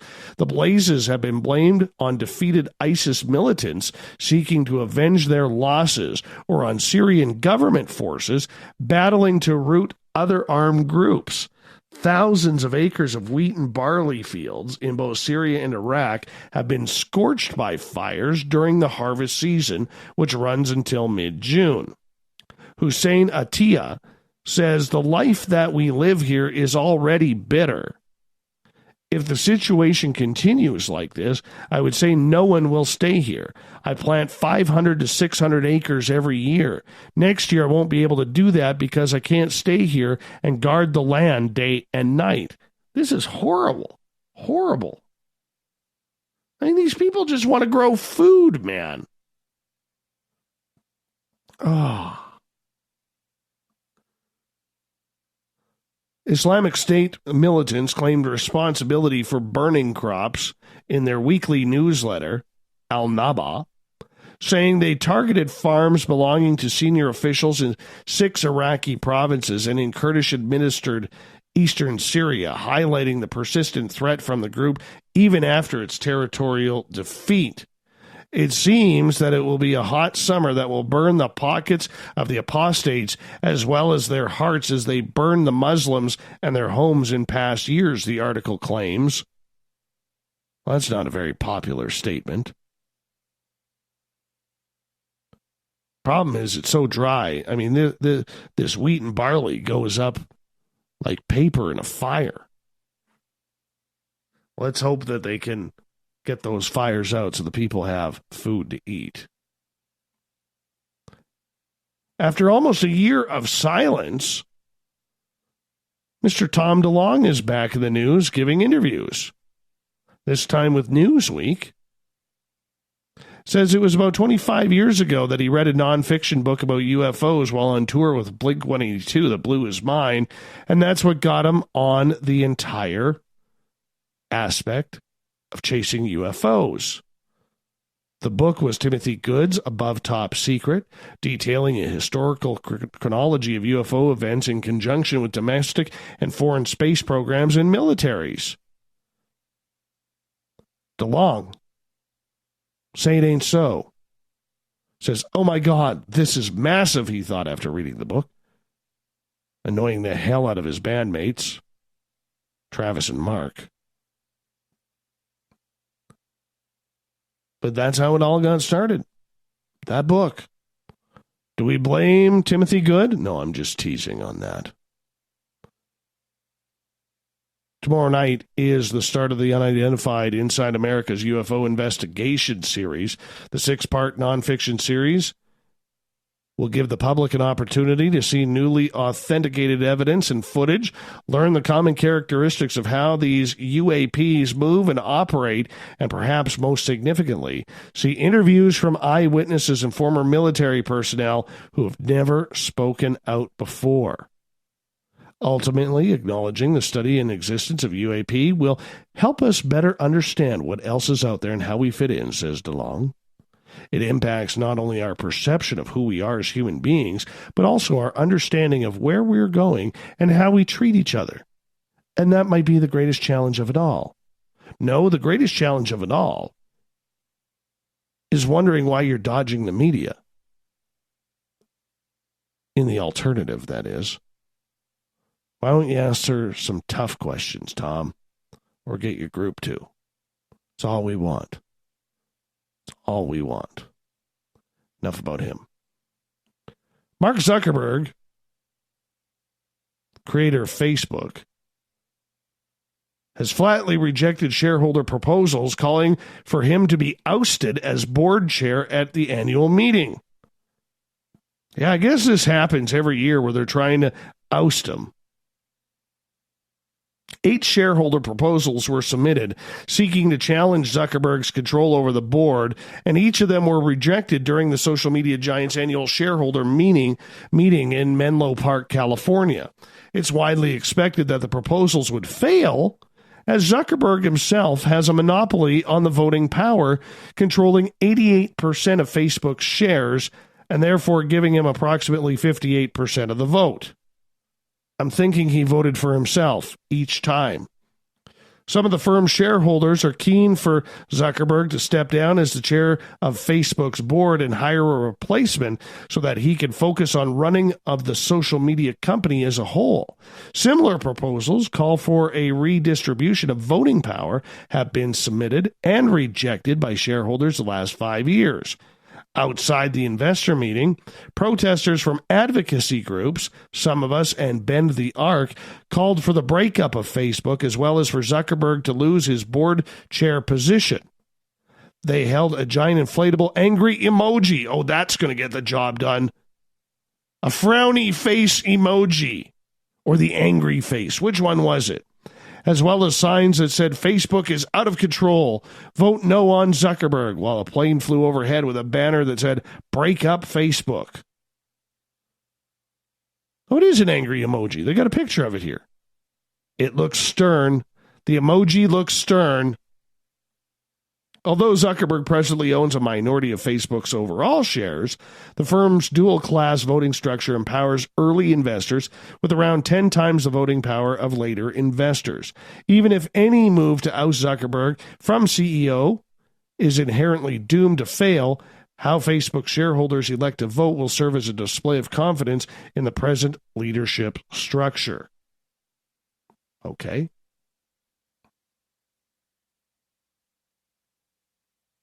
All right, here's a funny one. You might want to check this out. Who do you think would win? What are the Vegas odds on a fight between a crane and a black bear? I'm taking the black bear all day long. I really am. But there's a new video out of the Sandhill crane that's deciding it's going to drop the gloves against old black bear here. Starts chasing the bear at Yellowstone National Park because the bear was encroaching on a small island where two of the hatching eggs of this sandhill crane were nesting. Well, old Mr. Crane didn't like that. Says, screw you, Mr. Black Bear. I'm going to chase you across the lake. You get out of here. You leave my eggs alone. You can't have them. But just chasing them out of the water wasn't good enough. No, Mr. Sandhill Crane chased him right up a Douglas fir tree. Mama Crane wiped the sweat from her brow with one wing, and the little chicks were safe. They didn't know anything was going on. They just thought that Uncle Winnie was coming over. The petrified bear then hid in a tree before darting away. Apparently he's not going to mess with the cranes anymore. Maybe they got him to sign a wildlife restraining order. I don't know. Finally, this teacher did what we've all wanted to do. Florida high school teacher raised eyebrows this week after allegedly writing, "WTF is this?" on a student's homework. Belinda Smith, the student's mother, said she was shocked when her son showed her his science homework with the comment, "WTF is this?" Absolutely no credit written on top of it. It wasn't anything about not getting the credit. It was more so the language about writing to students. That was very inappropriate, not acceptable for a teacher whatsoever, the mom said.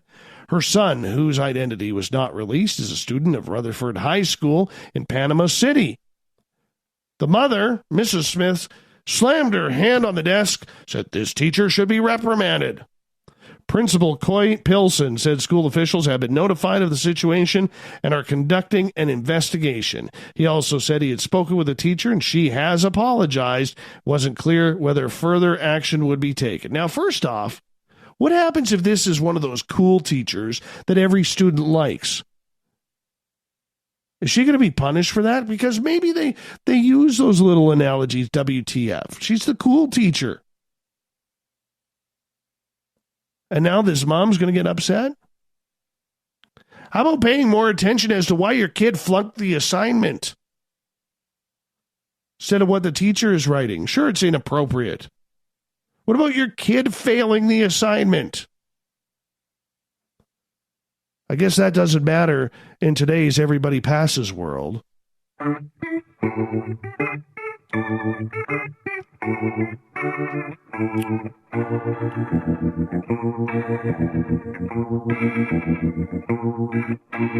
Thought of the Dave happens every night at this time, where we post a question on our Facebook and Twitter pages, then read your responses on the air because we love the audience participation around here. Today's Thought of the Dave is as follows. What's your thought about the alleged hidden gold on Oak Island? We got time for a short few. Steve says there is none. It's a TV show based on an old incident turned to folklore. Sold advertising time for how many seasons now? John, I think its valuable treasure was buried there once upon a time, but I think it's been removed at some point over the decades and centuries. Heidi, I think anything dug up from the past, there is a treasure. The lead cross they found was fascinating. Any gold there? Don't know. But it's fun watching them look. Kelly, I don't believe there's any treasure left there. It's been how many seasons and how many people have been digging on that island? Whatever was there is long gone by now. Jade. Samuel Ball probably got a large portion of it. The rest is unretrievable. Bobby. Probably the Mormon Anunnaki blue avian treasure that once laid there was retrieved by giant Arthurian flying squirrels and clockwork elves. So it's long gone. Still fun to watch while doing Sudoku on my phone. We're going to leave it right there. Say a big thank you to Captain Shirk for putting our news together for the SOR Newswire. You can find all of our news by going to our Facebook page, SOR Newswire, until our website is up and running. Big thank you to Michael Beck for coming on Spaced Out Radio tonight, breaking down the Rendelsham Forest incident and Oak Island. It was a lot of fun. I think we're going to bring Michael back, if anything actually is found. On Oak Island, that is. Hey, my voice made it. I made it tonight. Wow. Maybe I'm finally starting to get some victory on this cold that I have had. I know it's a little scratchy. I know it sounds really 80s and 90s right now. Hey, baby, how are you tonight? Oh, little Wolfman Jack there, don't you think? That's old school. But nonetheless, tomorrow night, we got another show. We're going to finish off the week and the month with the SOR Paranormal Roundtable. I'm going to bring in some friends. We're going to discuss the month that was. They don't know the questions, but they're going to know the responses because they got no choice. We get going at 9:06 Pacific, 12:06 a.m. Eastern at spacedoutradio.com. So make sure you finish off the month of May with us. We got Mr. Ron Bumblefoot THAL rocking in the background with Little Brother is Watching. Bumblefoot is the official music of Spaced Out Radio, rocking us in and out of every single show. Get your horns up for the guitar god himself. Yes, listen to him. Special thanks to everybody listening in at home, in your cars, at work, in our chat rooms, on Twitter at #SpacedOutRadio, wherever you may be. Remember, this show is copyright by Spaced Out Radio and SOR Media Ventures Limited. Thanks for doing your part, making us bigger and better every single night. Because together, my friends, we own the night. I will talk to you in 21 hours from now. Mr. Bumblefoot, we need a favor. We'd love it if you took us home. Have a good night, everybody. Keep on rocking. Get your horns up. We're going to do it all again tomorrow night. See ya.